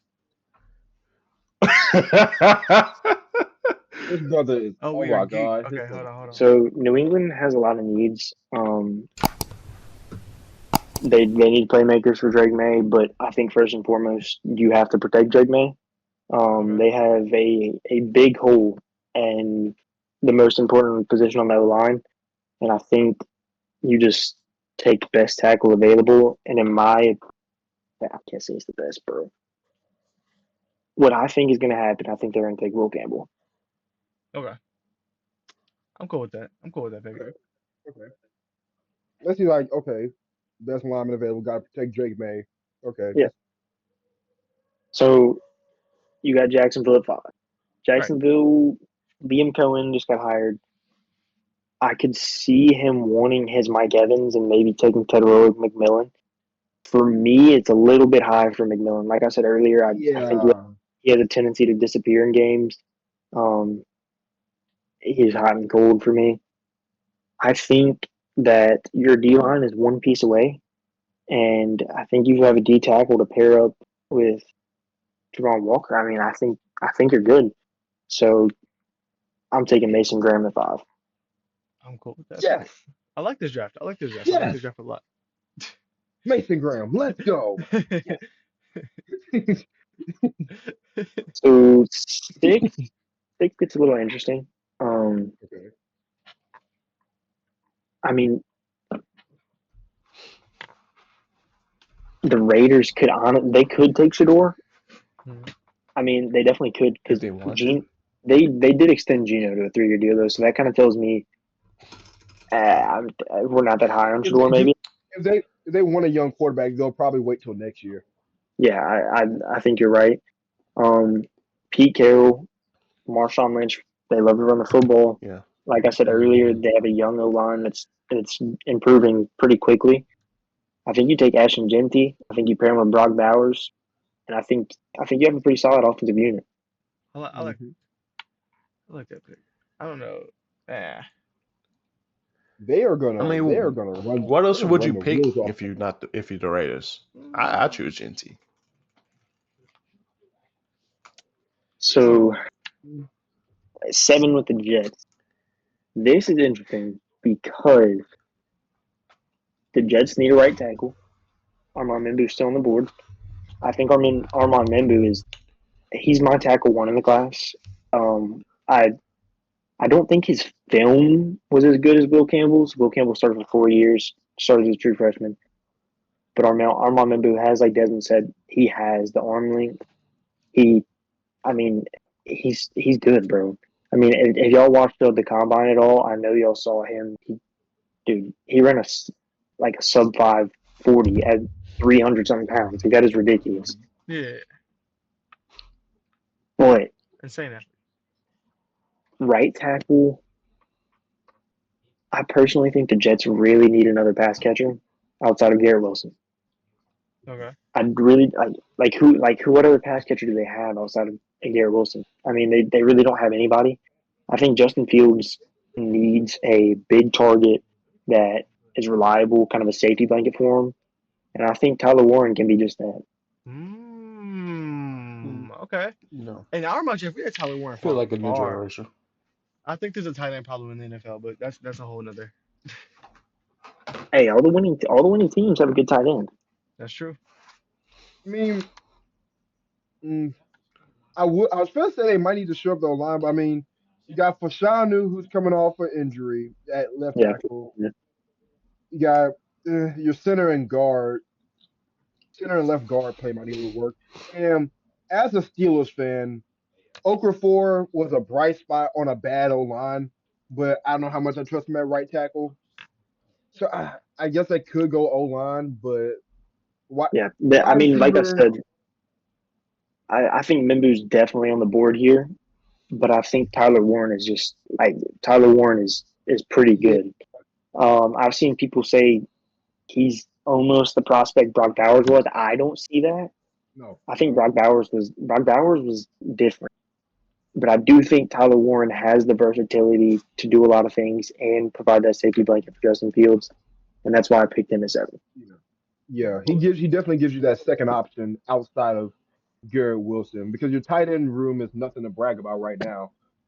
but Yeah. he does give you a second passing because I like that pick. So this is where it gets interesting. The Giants traded back with the Panthers, and they got two extra seconds, second this year and second next year. Okay. But if you pay attention, they traded up right in front of the Saints. Mm-hmm. Okay. Yeah, Jameis Winston's on a 2-year deal. Russell Wilson's on a 1-year deal. Russell Wilson is not the future. Jameis Winston is definitely not the future. Don't do it. Don't do it. He's about to say perfect I time. took Shador Sanders. He's about to say perfect time. That's great. That's oh my goodness. So you said they trade back and then listen. Shador? Why wouldn't you? You get 2 extra second-round picks. You get your quarterback of the future. Tell me what the future is of the New York Giants right now at quarterback. Jameis Winston? I think I don't agree with you only from the standpoint of you have Jameis and you have Russell Wilson. I think that you wait until next year. I think that's fine. Like everyone says, it's a stronger quarterback class. I think you trade back, you get in front of a team that was going to take that player. You get extra draft capital and you get your quarterback of the future. I like Shador if he sits a year more than if he has to play immediately. But I think if you let Russ go in there and you let Russ coach him for a year, and then Jameis backs him up, I mean, you traded back, you got your franchise quarterback, and you got more draft capital out of it. Completely unrelated to football, I think having to watch Shador sit through primetime Deion Sanders, Russell Wilson, and Jameis Winston pregame speeches, I think that all of it is going to be really funny. But I got 8 toes, son. I need you to play. I'll send the pick in. Shador Sanders to the New York Giants. A month ago, I would have agreed with you. But you gotta have a future at quarterback. You don't have a future. Russ is only on a 1-year deal. Jameis is on a 2 or 3-year deal. Jameis is not your starter for the future. You let him sit behind Russ for a year. You let him learn, and then he takes over, and Jameis Winston backs him up. And you got 2 extra second-round picks out of it. I hear it. Yeah. When you put it like that. I understand it, but there's no way you're not sitting Shador Sanders in the New York media the whole year. You're gonna have to play him at some point season 1 because of the fact if Russ doesn't play well, then you have Shador. Big market. Russell Wilson, if he goes into a game, he's gonna have one game, a couple games, and he'll be like, "Hey, Russ is back, baby," and then he's gonna have like 12 for 25, 110 yards, 1 touchdown and 2 picks, and then New York is gonna crucify him, and then you put Shador in. Is that when you rush in Shador? Bro, if any team would do that, I see New York being that team. If you draft Shador, Shador's thrown to Malik Neighbors. He has Tyron Tracy in the backfield. This is a deep receiver class. You can find some receiver depth with that extra second-round pick you have. You can also draft an interior O-lineman, which they need in the second round because you have 2 second-round picks now. I mean, it made sense to me, so I made the trade and I made the pick. All right. It's there. It's done. All right, let's get it. This is your mark. At number 9, the New Orleans Saints. In my opinion, the board did not fall too well for the Saints. I think no Will Campbell, no Shador. Yeah, what even the point of living, bro?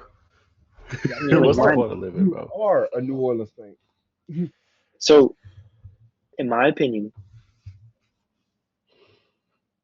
the O-line is what wins championships. The trenches which win championships. Ellen Moore saw this first team. Okay. Okay.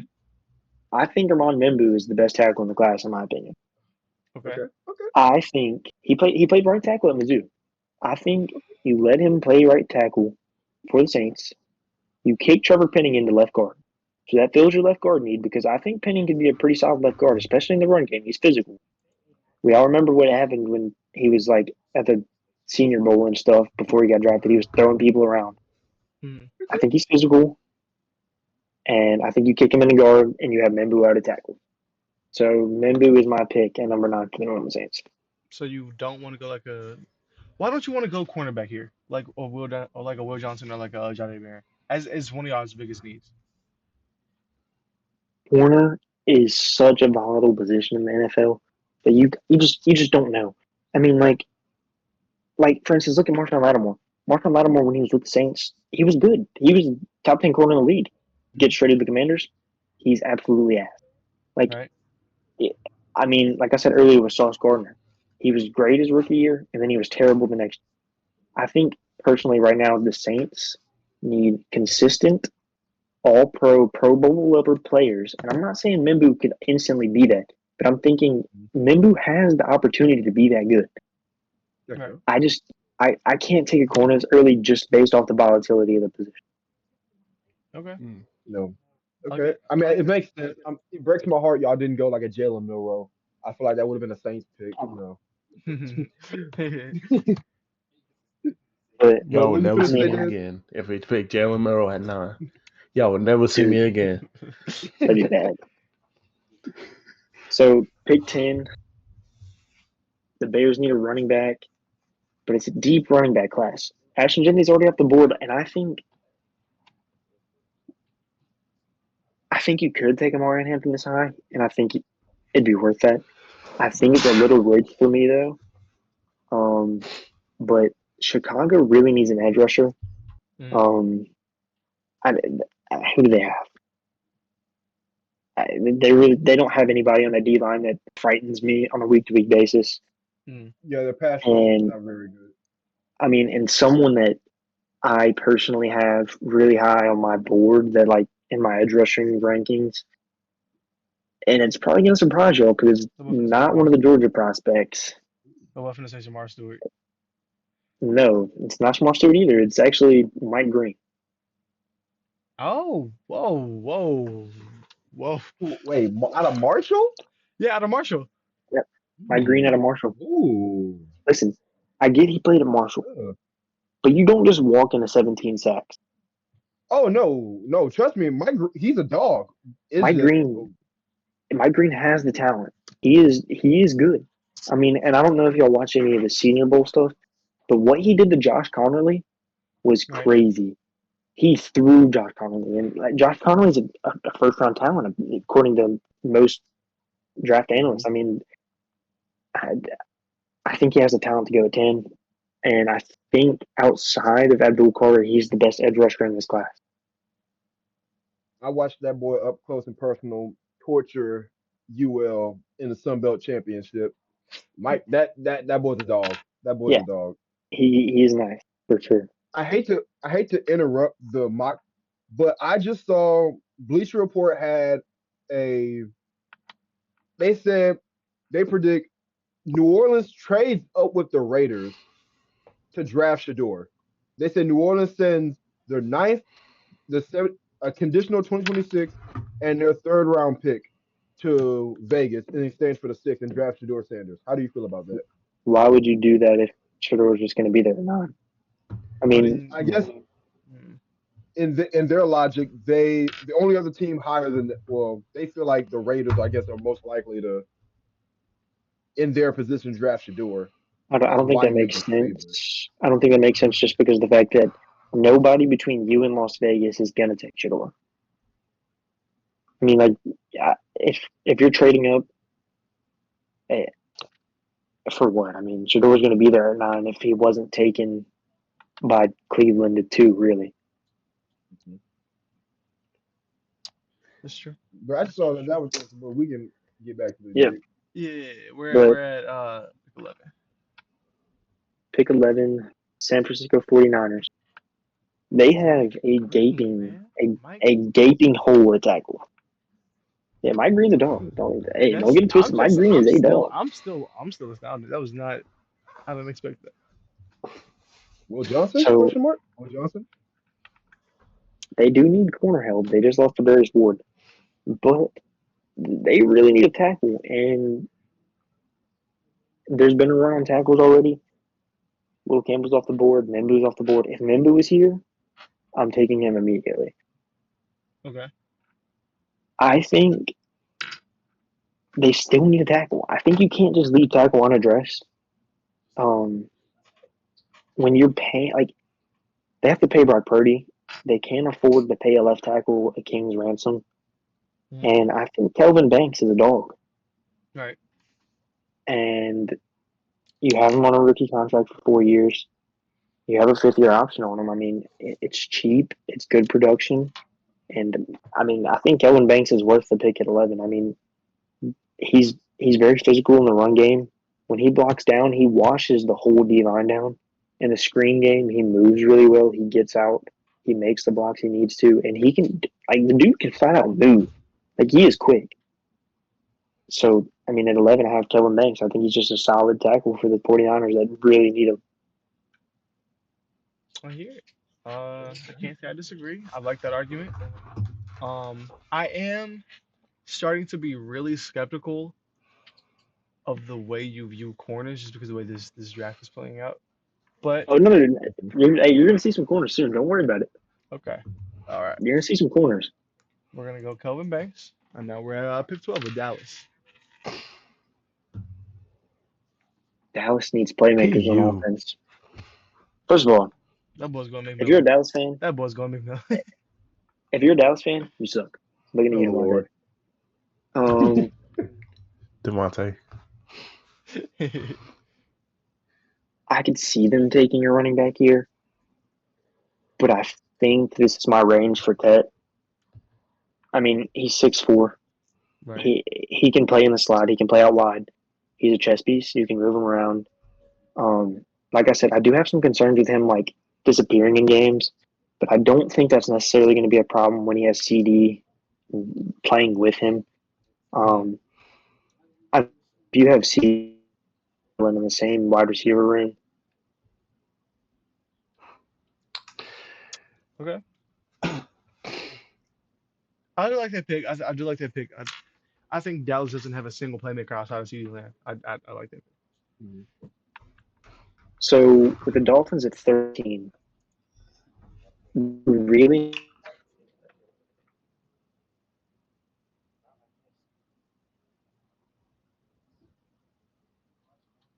Oh. Hello? You know, okay, I thought it was me. I did too. thought it was me. I was like, damn, man, that shit, you selling me, selling my Wi-Fi. That freeze frame is crazy. Technical difficulty. This is why you support. This is why you support. Because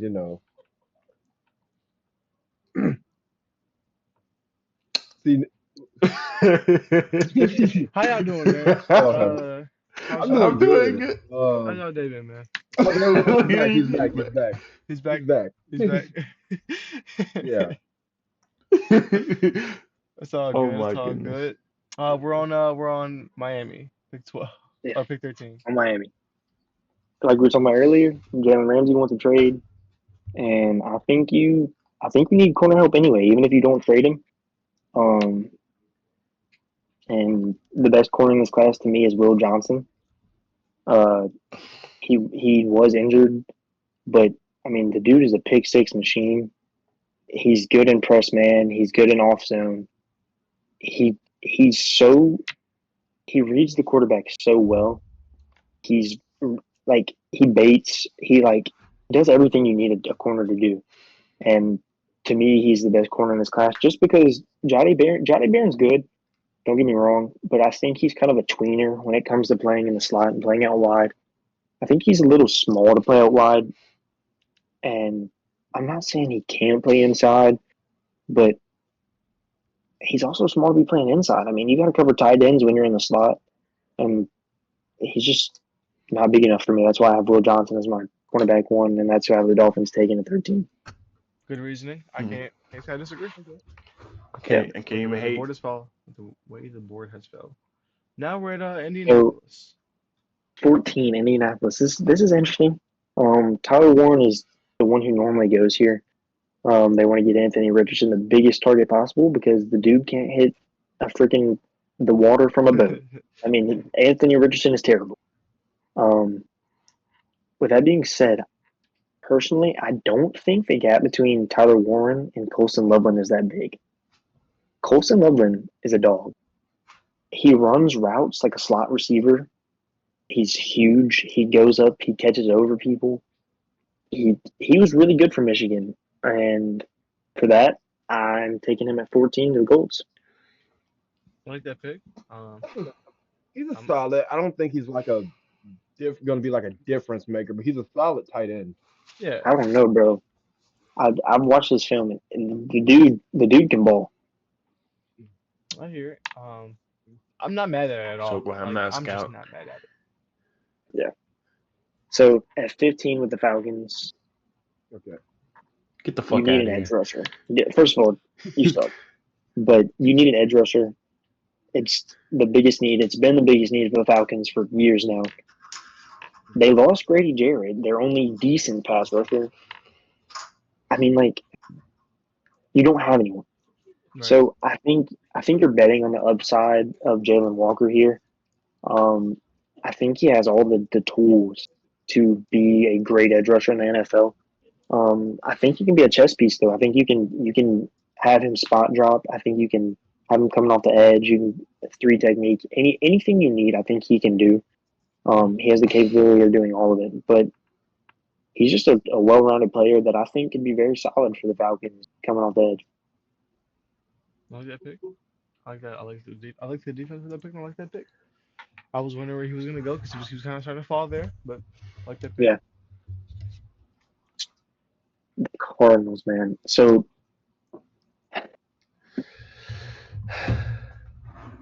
the Cardinals roster to me it's terrible. Okay. I mean, Absolutely. Bummed. they need a lot, Definition. but I think this is where we're going to see our second corner go off the board here. I think they need a slot corner. Johnny Barron has the versatility. He can play outside. He can play inside. But like I said, personally, I view him as a bit of a tweener. I think he's a little small to play outside. And then if you put him in a slot, he can't really. He's not covering tight ends. But here, I think it's a big enough need for the Cardinals where they're going to take the shot on him, and I think they're going to bet on his upside. Okay. Okay. Got a Baron off the board. Check it. Write that down. Write that down. So 17 for the Bengals. Now this is interesting because Trey Hendrickson really doesn't want to be in Cincinnati as far as we can tell. They paid T. Higgins. I don't think that necessarily means that they have to get rid of Trey Hendrickson. Mm-hmm. But either way, you need someone else to help him on the D-line because you have nobody. But I think they're also in the position where Trey Hendrickson is good enough that you can take kind of a toolsy prospect here and kind of get away with it. And I'm betting on the upside in case you do miss on this swing. I don't think it would detrimentally hurt your franchise. But Shamar Stewart has all the tools. I know he only had 3.5 sacks, but as someone who watched every Texas A&M game, the dude wrecks games, man. He's in the backfield a lot. I think he has the potential to be really good in the NFL. The one thing I will say about him is he can't finish his sacks. He can win with power. He can win with speed. He has great flexibility, but he needs to refine his pass work technique just a little bit. And then, to be honest, I think he could be the best edge rusher in this class if he does. So for that, I have Shamar Stewart going to the Bengals. Okay. Okay. Solid pick. The Seahawks. This is gonna be an interesting pick. I want to see this one. In a rebuild, where do you have them going? It's rough. It's rough in Seattle. You traded away DK. You cut Tyler Lockett. Your O-line isn't good. Your defense really isn't that great. I'm not personally a Sam Darnold believer,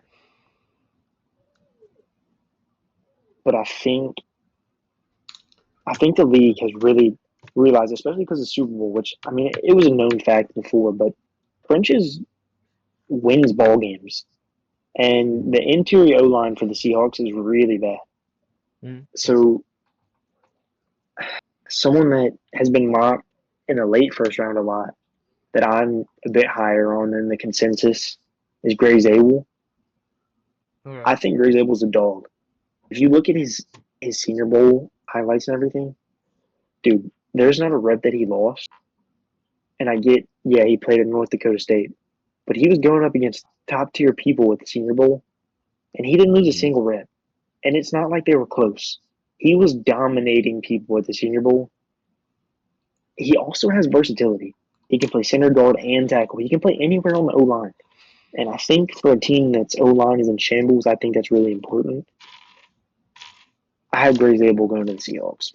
That's a great pick.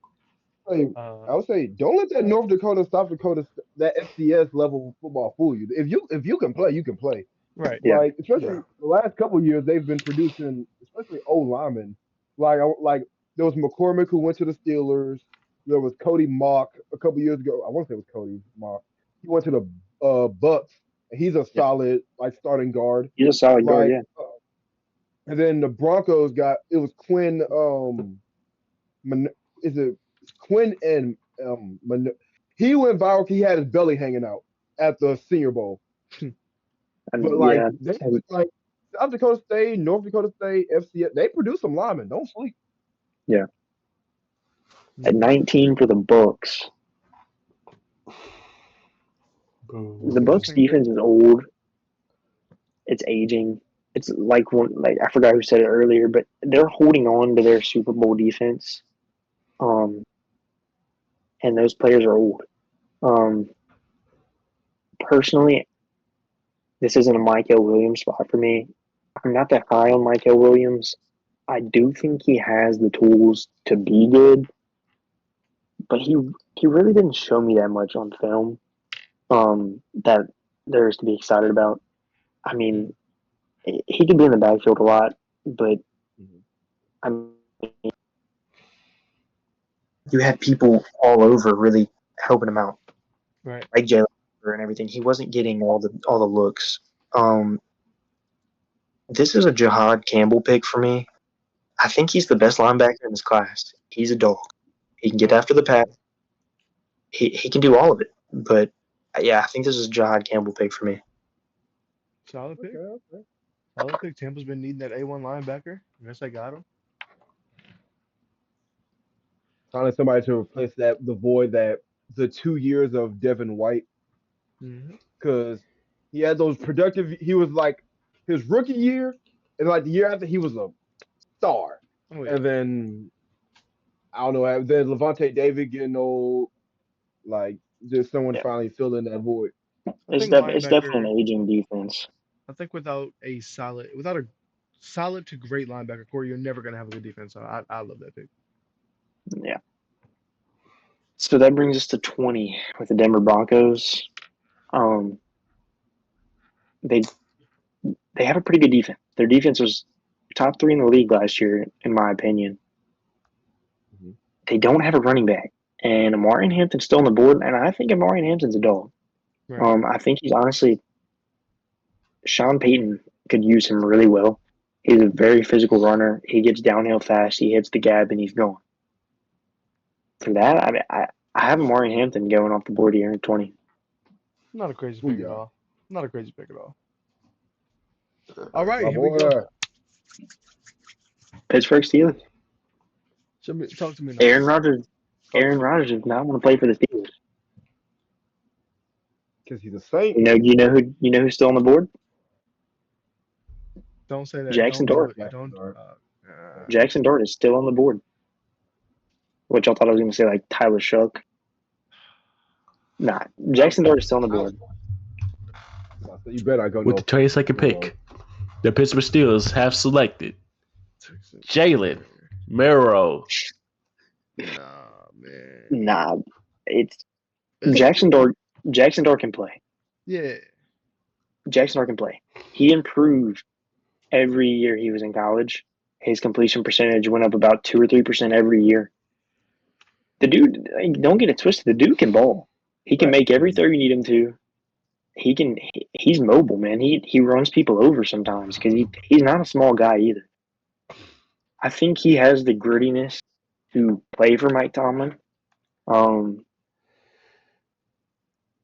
to be honest, y'all just don't have a quarterback. We got Mason Rudolph. We got Mason Rudolph. Hey, Rudolph started the playoff game. Jackson Dart at 21. That is the pick. I'm okay with it. I'm not. You know what? Honestly, like I saw some people say Shador. He's not falling that far. No. I say Jackson Dart. I'm comfortable with. It's not like the worst thing ever. I think his potential alone, I believe he'll be better than Kenny Pickett. Oh, for sure. And like, hey, Kenny Pickett won the Super Bowl. Kenny Pickett did win a Super Bowl. Super Bowl winning quarterback. Where is he now? Right. Still Cleveland, actually. He's in Cleveland. I know he's in Cleveland. That's what I'm saying. That's Cleveland starter. Matter of fact, he's Cleveland's starter. Oh, he showed because Deshaun. Hey, Joe Flacco don't sleep. Flacco come in, ring off That's like true. 8 I did forget about Joe Flacco. I think it'd be really funny if we go beat up on him 2 times a year for like the next 5. No, so the way it works, he's gonna have his career game like in Pittsburgh. Probably. Most likely, he's probably gonna beat Joe by 40. Oh no. Nah, maybe not by 40. But at pick 22, it's interesting. The board definitely didn't fall how Harbaugh wanted it to. I could see him taking Kenneth Grant just because of the Michigan ties. I do think they need help on the defensive interior line. But in my opinion, Walter Nolan is better than Kenneth Grant. Walter Nolan, he disrupts the game, man. He's in the backfield a lot. He wins with power. He wins with speed. I think Walter Nolan is better than Kenneth Grant, and I don't think he's like as far as everybody thinks he is behind Mason Graham. Mm-hmm. I think Walter Nolan's pretty good. So that's who I'm going to have here at 22. Walter Nolan. Got you. Picks locked in. Solid D. Okay, solid little D tackle for the Ravens. Replacing Michael Pierce, just retired. Shout out. You got the Packers here at 23. Wait. That's for the Chargers, not the Ravens. Man. Yeah. Wrong horrible. Oh, I'm wrong. I'm tripping out my body. Next pick. So, Packers at 23. You need a receiver. Matthew Golden is still on the board. The dude ran a 4.29. He runs some good routes. He gets separation when he needs to. I can't say I like that pick. Oh. I don't know that he's the alpha receiver that Green Bay needs necessarily. Green Bay needs a wide receiver 1. That's what I'm saying. Yeah. I don't like the pick only from the standpoint of that doesn't answer the we need a wide receiver 1 like. We need a wide receiver. But I mean, look at their other needs though. I mean, they need a corner, but there's no corners left on the board. Yeah. I mean, and the next, like, are y'all taking Emeka Ibuka over Matthew Golden? No, that's not. I don't have Ibuka over him. I think Ibuka's a solid wide receiver too. I think they just have to take a swing on wide receiver. I mean, I think they're all kind of wide. Well, like Ibuka and Golden, I think they're both like solid wide receiver 2s. I don't think. Yeah. There anything like. I'm not saying Golden's one receiver 1. I just think he has a higher upside. I think Ibuka has a higher floor, but I think Golden has a higher ceiling. Yeah, I mean, I think the Packers are just in the position where they have to bet on the upside of a wide receiver just because they need a wide receiver. I'm not saying I think Matthew Golden is necessarily that, but he's the best receiver left in the draft, in my opinion. And that's who they have to take if they're going to bet on the upside. I hear it. Picks locked in. So, 24, you got the Vikings. The Vikings need a safety. And in my opinion, the best safety is still on the board. Malachi Starks is like a center fielder playing safety. He covers the whole field. I mean, there's nothing getting past him. He's good in the run game. He's physical. He comes downhill. He makes tackles. And honestly, it fits a big need for the Vikings. So, I mean, it makes too much sense to not take Malachi Starks. So that's who I had at 24. Good pick. Good pick. Okay. Before you answer this question, where Micheal's been on three for a while. You want to go and defend that? I don't think Michael Williams is that good.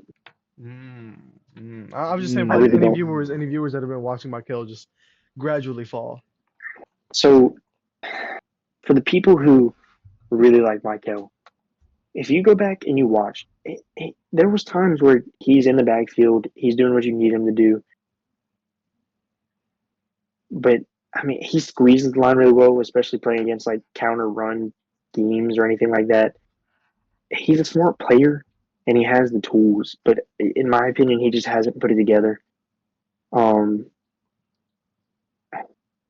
don't know. I hear. He's just not there for me. I mean, I've watched the games and I don't see it. I hear. And I'm not entirely against it. Just trying to clarify it for anybody who's wondering. So Houston at 25. Lord, please protect C.J. Stroud. C.J. Stroud has no O-line whatsoever.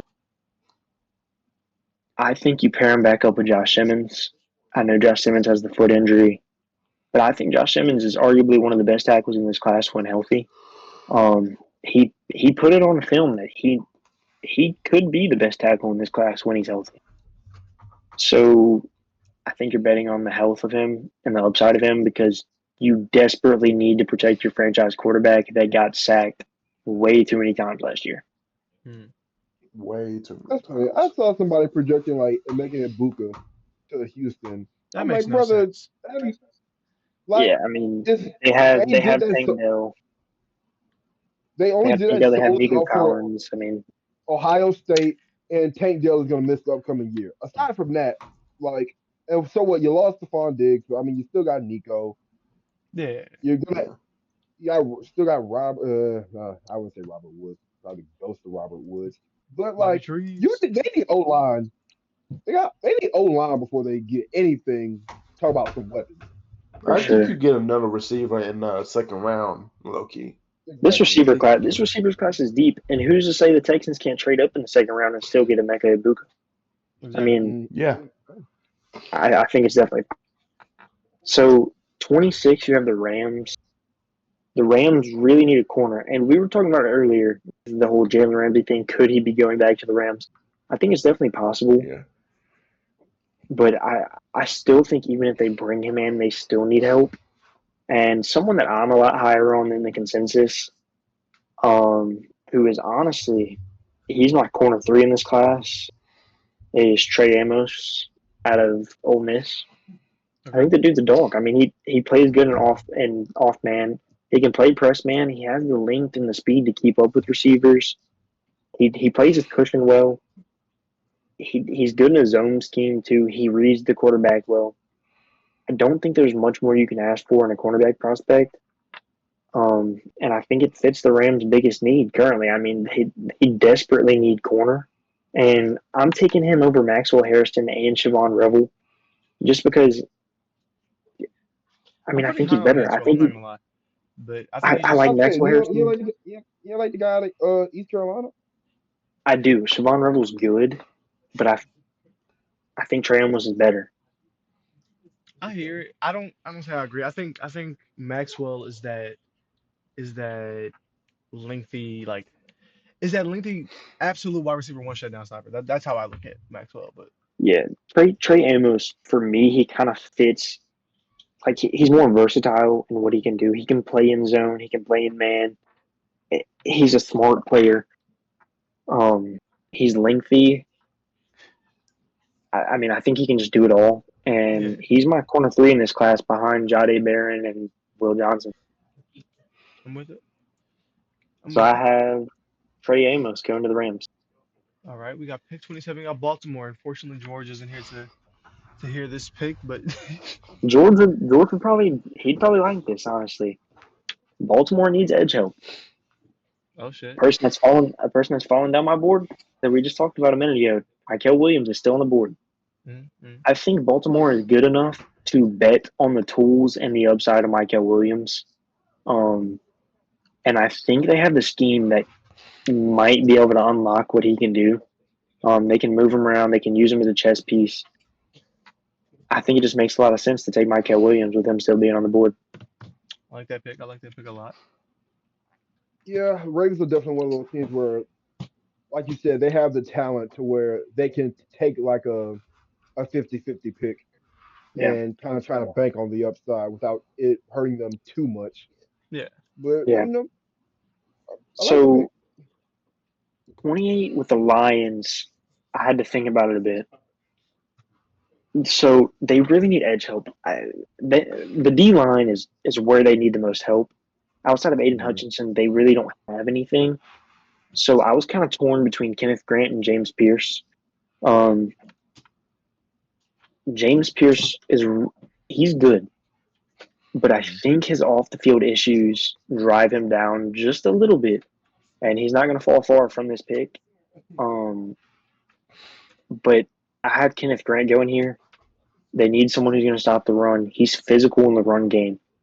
I mean, football is a gap by gap game, and I think he can take over a gap, and he just doesn't let anything through. So I have Kenneth Grant going to the Detroit Lions at 28. All right. I remember when Detroit was supposed to be. Detroit was like America's team. Yeah. Like I was rooting for them, man. Like they were such a fun team, and just to get like flat out embarrassed by Jaden. I mean, it was Jaden Daniels, so I mean, it worked out in the end. But like, got embarrassed by Jaden Daniels, and like there was. I like Jaden Daniels, but like I didn't think they were gonna beat the Eagles. They put up a good fight, but like Lions Eagles would have been a more competitive matchup, and I was real disappointed in the Lions. And my only fear is that teams like that they go on like have like a really good regular season, and then they have like a early fall in the playoffs. They normally don't run it back the next year and have like the same luck and or better. So I don't know. You also got to realize that they were dealing with a lot of injuries too. I mean, they lost Aiden Hutchinson early in the season. So I don't know what more you want Detroit to do. Yeah, in that situation, I get it. They need depth. We have so much hope for Detroit. Yeah, but like, I still think they're like a good playoff team. It's just like injuries. I think Detroit's a Super Bowl contender. I mean, I think they're a Super Bowl contender. I think especially with the addition of Kenneth Grant, provides him depth. He can pass rush. He can stop the run. I mean, it just makes too much sense not to take him. But at 29 with the Commanders, I did say James Pierce was not going to fall far. I think they keep adding to that D line, and I think James Pierce is the pick. I know there's been some off the field stuff with him. There's been a lot of people that came out from Tennessee saying that he's not a good teammate. He's not a good locker room guy. He's not someone you want in the room. But I mean, the talent is just too good to pass up here. The dude can ball. He can come off the edge. He can get to the quarterback. I think Donovan Ezraku is the only other person I'd consider here. I think he's pretty good too. But I did pick James Pierce at 29. All right. Okay. Rounding up the last. And then at 30 with the Buffalo Bills, you need a lot, to be honest. Not a lot. They don't have a wide receiver one, but there's no wide receivers left in this class really that wide receiver one. You need to bolster your D line because you have to play the Chiefs every year in the playoffs, and clearly a good D line can help with that, as the Eagles proved in the Super Bowl. But I think they have a big need at safety, and I think Nick Emmanwori has the athletic ability to do whatever you need him to do. The dude he's an athletic freak. I mean, he can do whatever you need, and I think he fits a need for the Bills. I really don't. I don't believe in DeMar Hamlin. I get the story of like, yeah, he's coming back from all this. He died. He died on the field and came back. I get it, but he's not that great. I think Mickey Rory comes in, maybe sits for 3 or 4 games into the season, and then he probably takes over as a starter and provides this Buffalo defense with someone that can take the ball away, can play in the run game, can play in the box. I mean, just an absolute chess piece on the defense. Okay. I like that pick. Do like that pick. Kansas City at 31. You got to go, man. What do you give? You got to go, man. Everything. Well, yeah. So the best tackle on the board for me is Josh Connolly Jr. out of Oregon. Okay. And I think this is where I kind of rank him in my rankings is late first round. He's a good player. He needs to clean up some of his technique stuff. But I mean, I think with any team that he can go to, the Chiefs is probably the best one to do that with. And the Chiefs just really need O-line help. So I have Josh Connolly going to the Chiefs at 31. All right. I hope he has a solid career. I just because it's Kansas City, I hope it doesn't work out. Yeah. They use devil magic over there. I'm not gonna lie to you. That's true. That is 100% true. So last pick of the first round, the Eagles are on the board. You could use some more D-line depth, but your D-line's pretty good. It's a deep D-line class, so I really think you would get somebody at the end of the second. That's what kind of thin at corner, huh? Yeah, you're kind of thin at corner, but you just lost Mekhi Becton to the Chargers. The Eagles have a very power run scheme, and I think someone who fits that mold perfectly is Tyler Booker at Alabama. Ooh, yeah. Now, let me say this, though. Tyler Booker is only going to be good in a certain scheme when he has to get off platform and he has to when he has to get out of sight of his shoulders. He has to extend too far in a zone running scheme, or he has to move too much. It doesn't look pretty. It's not good. He gets off platform, he loses his balance, and he really doesn't have that much leverage in the run game. But a power scheme like Philadelphia, I really think will work out well for him. If you can just get him to pull and absolutely destroy a defensive tackle, the dude is strong. He will move people out of the way, but he just has to be in the right scheme. If he's like anything in the Shanahan tree is too much for him, too much moving. If you keep him compact and in his frame, I think he's a great Mekhi Becton replacement. I think that's exactly what they asked Mekhi Becton to do last year, and I think that's why Saquon rushed for almost 2,000. Yeah. So, I like it because I think it was the same thing with it was like Mekhi Becton originally with the Jets. Like he wasn't nothing to write home about, and then you go to the Eagles, a power run system, and you just ask him to, hey, go to guard and block the DT down, and just move him. I think with Tyler Booker, like you said, he's a solid. He can be a solid Mekhi Becton replacement. For sure. As long as you keep him on a solid, if you surround him with solid O line, he'll be good. You don't like put him on like a Tennessee and ask him to like do a lot. But yeah, nah. I hear it. I agree with the draft. I like the draft. I actually am a real fan of the draft. How the draft played out in some aspects, not all. I think you're not a fan of cornerbacks. I think that's my take. Cornerback's a volatile position, man. I do want to thank you for coming out today. Preparing that draft. Yeah, man. Appreciate y'all letting me come on and share my thoughts and my opinions on the prospects and everything. And yeah, appreciate y'all. I'm gonna let y'all get to the NBA segment, which I know absolutely nothing about. I don't think we're recording it tonight. It's 11 o'clock. Make sure you follow his account for a power opinion, man. I'm not gonna lie, I'm kind of tired. Yeah, everybody have to go mess with Connor. business owner, entrepreneur, football player. Love this man. Didn't Mhm. play O-line, but I did wasn't on the line, but I blocked for this man the best I could.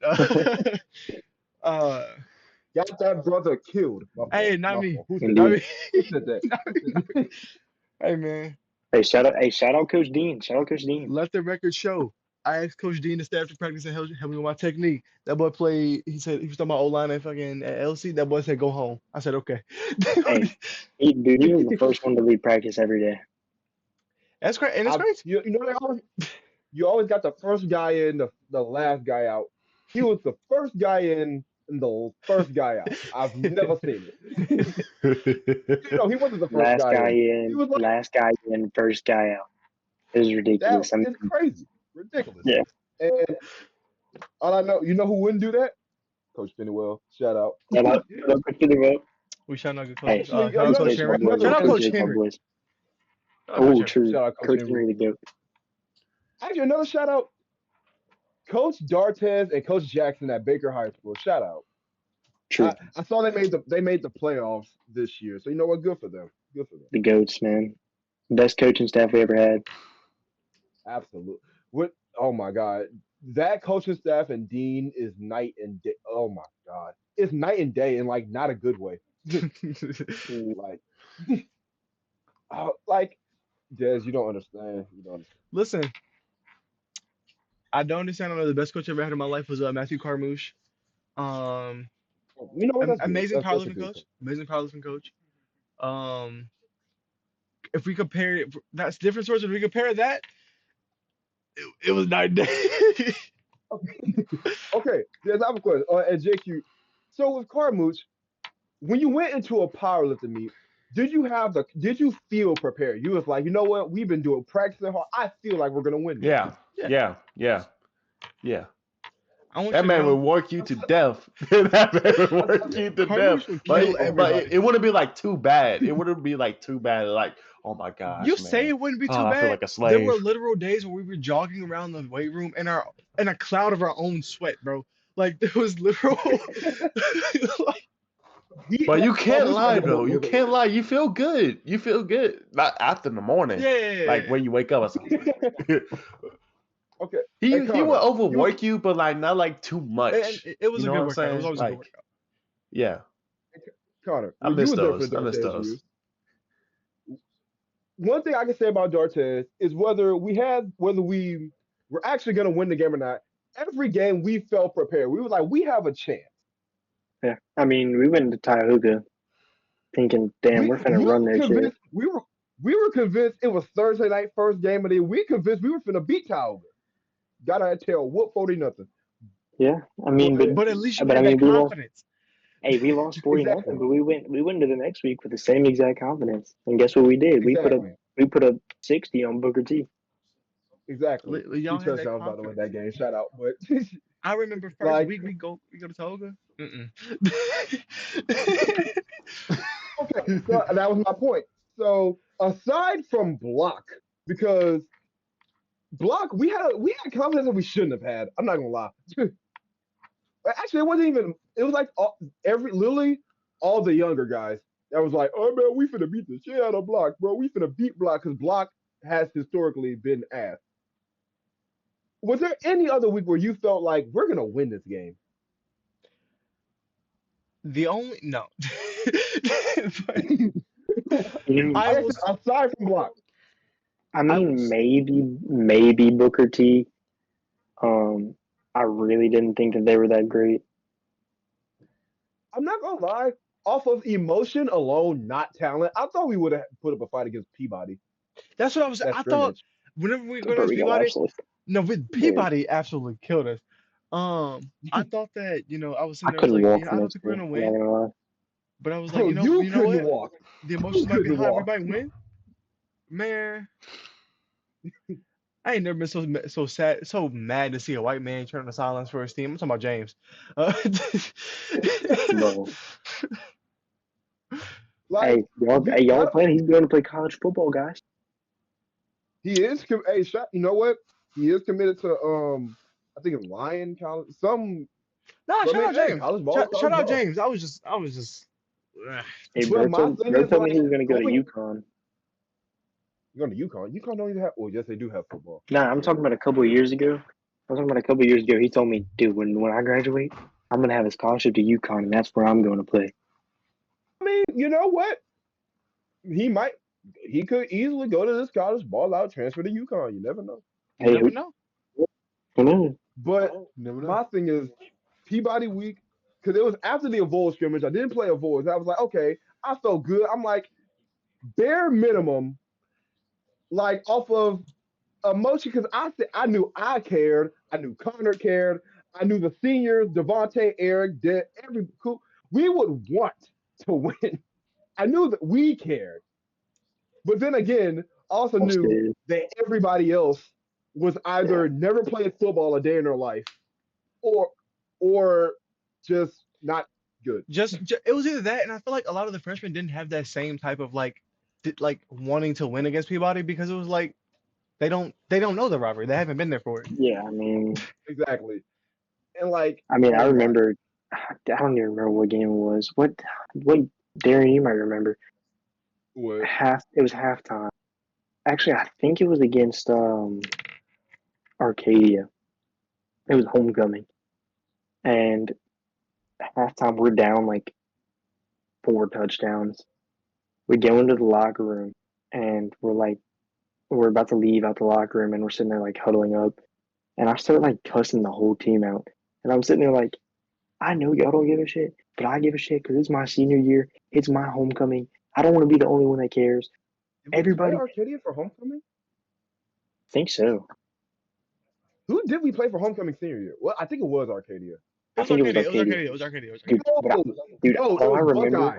It was It Buckeye. was Buckeye. Buckeye beat our ass for homecoming. I remember that shit. That shit hurt more because it was Buckeye. I remember them. Wait, you're And not lying. It was Buckeye. Yeah. and it was Dude, I just remember going in the locker room and I started cussing Coach Dean out because he was pissing me off, dude. Because he didn't care either. And Coach Holmes was like, y'all shut the hell up and y'all listen to him right now. And I was just like, whoa, okay. But I mean, hey, shout out Coach Holmes. Shout out Coach Holmes. it's so frustrating because like you, it's a mix. I know we probably didn't have the talent, but I feel like I was telling somebody this the other day. I feel like good coaching can mask some of the talent that you don't have. True. Because if you can coach them, if you coach the technique at least a little bit, you can at least cover up like a little bit. Good coaching cover up a little bit. I just feel like you got not that much talent with bad head coaching. It's just like it's a shitty mix, and then you get put into 0-10, and like Shout out football. fuck, man, I could. Shout out to 2024 Bolton High School Bears. Bolton football. Bolton football.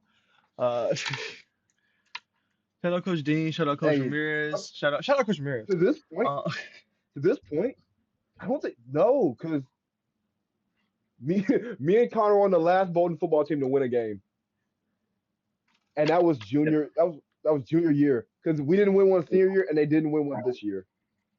That's actually kind of sad.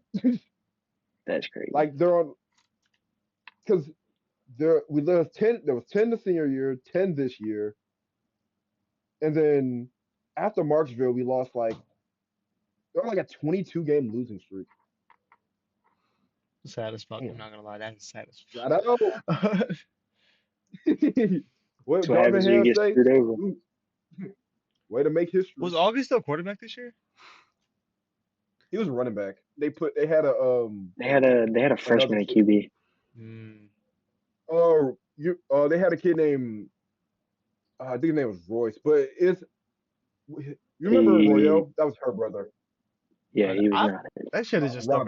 I ain't gonna lie. That shit is just stuck with August. He wasn't a quarterback, but you know he. I mean, we had to have somebody. Yeah. I went to one of the games and I actually chatted over. He's a cool dude. He's a hooper. Apparently came from Ash. I don't know why he went to Bolton. But him himself, he's not a bad athlete. It's just like he's not a quarterback. No, he can actually play quarterback. He just has like no O line. His O line is like 8th graders. So he's running for his life. Bless his heart. Bless his heart. No, I think the Bolton rebuild's gonna be crazy. Give him like 2-3 years. They'll be back. Give him like 10, 15 years. I mean, hey, I told Connor this, and I told Ms. Dean last time I saw her, I said, hey, give me 10 years, I'm gonna come back. I'm gonna make the rebuild of the century. I'm building my own coaching staff. I'm getting Connor at OC. I'm bringing in Devontae strength and conditioning. you gotta get Eric on that staff. As long as I can bring my own, I'm probably get an old head. He can go be DC. I trust him. Bro, he's gonna hit the whoever the principal is with the Dion. He's like, hey, I got the luggage. I got the people. Hey, I got my staff. I'm bringing my bag in. Hey, I got the Louis V. I got the Louis V. Fucking fun and games until they pull up all y'all senior year record and see y'all win. Hey, listen. If they don't honestly, if they go like 5 more years of like not winning the game, which is really probable, they might just shut it down. Like all jokes aside. Yeah. Like, I don't even think it'd take 5 years. I think you give them another 2 years, and if they don't win a game, I think it's over with. Like you got a school full of smart kids, like they don't care about them. They don't. None of them want the CTE that comes with playing football. Yeah, I'm all jokes. That's what I'm saying. Hey, in 10 years, I'm gonna revise it because it's gonna be dead, and then we're gonna build it from the ground up, and then we're gonna have like 2. Exactly, we're gonna be on our Billy Baker type shit. We're gonna have like 2 no-win seasons, and then we're gonna start winning. Cause we're gonna have the foundation. I'm gonna give me my Spencer James. I'm gonna bring him in, and be like, hey, I'm gonna have my kid come in and play QB. This the plan. You get Connor to go back to the Garden District, right? You get him to scout out some crazy wide receiver kid, right? You move him to Connor's house, right? Right. Okay. All right. That's how you recruit him to come to Bolton, right? But listen. Then we get the QB. Then we move him at the Darian's house. All of a sudden, things looking up. All of a sudden we got Joe Burrow and Jamar Chase. And we're gonna send one of our assistant coaches to low third and go get some receivers. Go get DBs. Get a linebacker. Get a big ass linebacker. If you're doing a low third, you're getting a linebacker. We was looking at the same thing. Get a linebacker. It's high school football. Fuck the corners. Get you a linebacker that's gonna hit some shit. That's what you need. Hey, as high school football, he can play linebacker, running back, headhunter. Hey, high school football, he can play both ways. I would have loved to see JQ at linebacker in high school. I'm so sad I didn't get to see it. I wanted to see JQ hit some shit. Y'all gotta realize I was small freshman and sophomore year. Not junior senior though. Not junior senior though. I lost. I mean, I heard stories about the coach. I wasn't playing for that coach. And then I was already doing powerlifting. He's a class above us, so it would be Teague. Teague. Then wouldn't it be Dartes? Wouldn't it be Dartes too? Or am I geek? Yeah, I mean Dartes would have been his senior year. Yeah. Teague was freshman and sophomore. Well, whoever was junior. I already heard y'all didn't like the coach. I probably didn't want to like I'm gonna play my hardest, but like if I don't respect the coach, I'm not gonna play for the coach. I don't know if JQ remember this. Did you play ball at AMMS middle school, right? Football. Shout out to Coach Price. I didn't know you played in middle school. I have a vague memory of JQ on the football team. Like it's very vague. I can't tell you any like games or nothing, but like I remember being on the same team. And I was like, damn, that's crazy. But shout out Coach Price. Shout out to Coach Price. I think he's at Peabody. I think he's at Peabody now. Yeah, shout out Coach Price. Yeah. Yeah. I was small freshman, sophomore year. Wasn't feeling it, you know. It was some big ass niggas back in freshman, sophomore year. It was some big ass niggas. Y'all want me to play against those? You got me fucked up. Let me just play soccer. Fuck you talking about? You talking about some? You want me to go 1v1 with Ham big ass? Now we got Connor here. Senior should've soccer played is senior like year, a whole though. I nother should've played conversation. I don't senior. even think we should get into that. Senior soccer is a Bro, whole nah. nother conversation. Bro, we'll be here all night. Dude. Hey, senior, you talking about with the greatest coach of all time? Everything that I talked about Dean, everything that was said about Dean applies to Coach Smith and more. No, that man is Mr. Smith because he's a Ain't nobody said great Coach Smith. teacher. I love him as a teacher. Love him as a teacher. I love him as a teacher. As a coach, I love him. So it hurts me to say this. It really does. Yeah, great person, Bro, great teacher. I can't even start raining because I won't be able to stop. Like, it was so bad. It was so bad.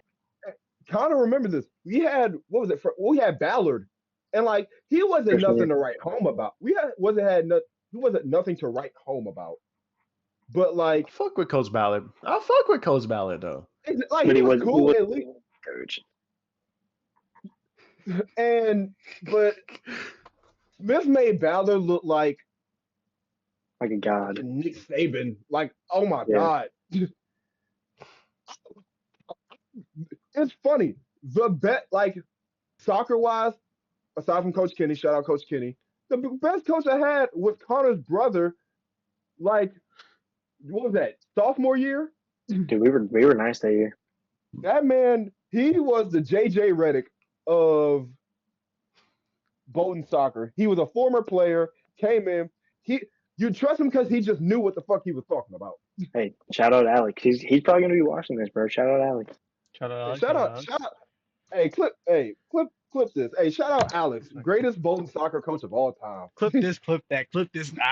It's all good. It's all good. Yeah. I'll do it. If you ain't watching in all my years playing Bolton sports, we had a new soccer coach every year. Oh my God. Hey, man. Hey. Yeah, Ballard, Alex, Coach Kenny, and I only played freshman and sophomore. I ain't even tried junior year. No. Who's your coach? Oh, Nick. Nick was the coach that 1 year. Yeah, Nick. Oh. Nick's a coach at he's like coaching in college now, head coach for a men's team. Really? Mm-hmm. Oh, good for him. I thought I swore like he was coaching like Menard or something. Or like an assistant coach at Menard or something. But pretty sure it's a college team. Oh shit, good for him. Good for him. Oh my God. Bolton sports is a journey, man. It's mostly bad, but like it got its fun parts. Yeah. It's got its fun parts. All right. Outside of that, I think this is a good part to wrap up at. Again, I want to thank Connor for coming out today. Coming out and giving us a full draft round one mock. It's a good late. I'm sure we're all busy. Yeah. Got class in the morning, sadly. Yeah, depth class in the morning too. I don't know if we still recording today. I'm cool recording the NBA episode. I'm just like I really want, not today. I do want to get it in this week because if we can get an NBA episode and an NFL episode recorded, we'll have content for like the next 2 weeks, gang. When's this going to be out there? Ask JQ. Low-key. Oh yeah, it's gonna be gone. It's gonna be done by the draft. Yeah, that's great. All right, y'all have a good night. Have a good night. I'm going. All right, got it. All right, boys. Hey, y'all have a good one. You too, man. All right.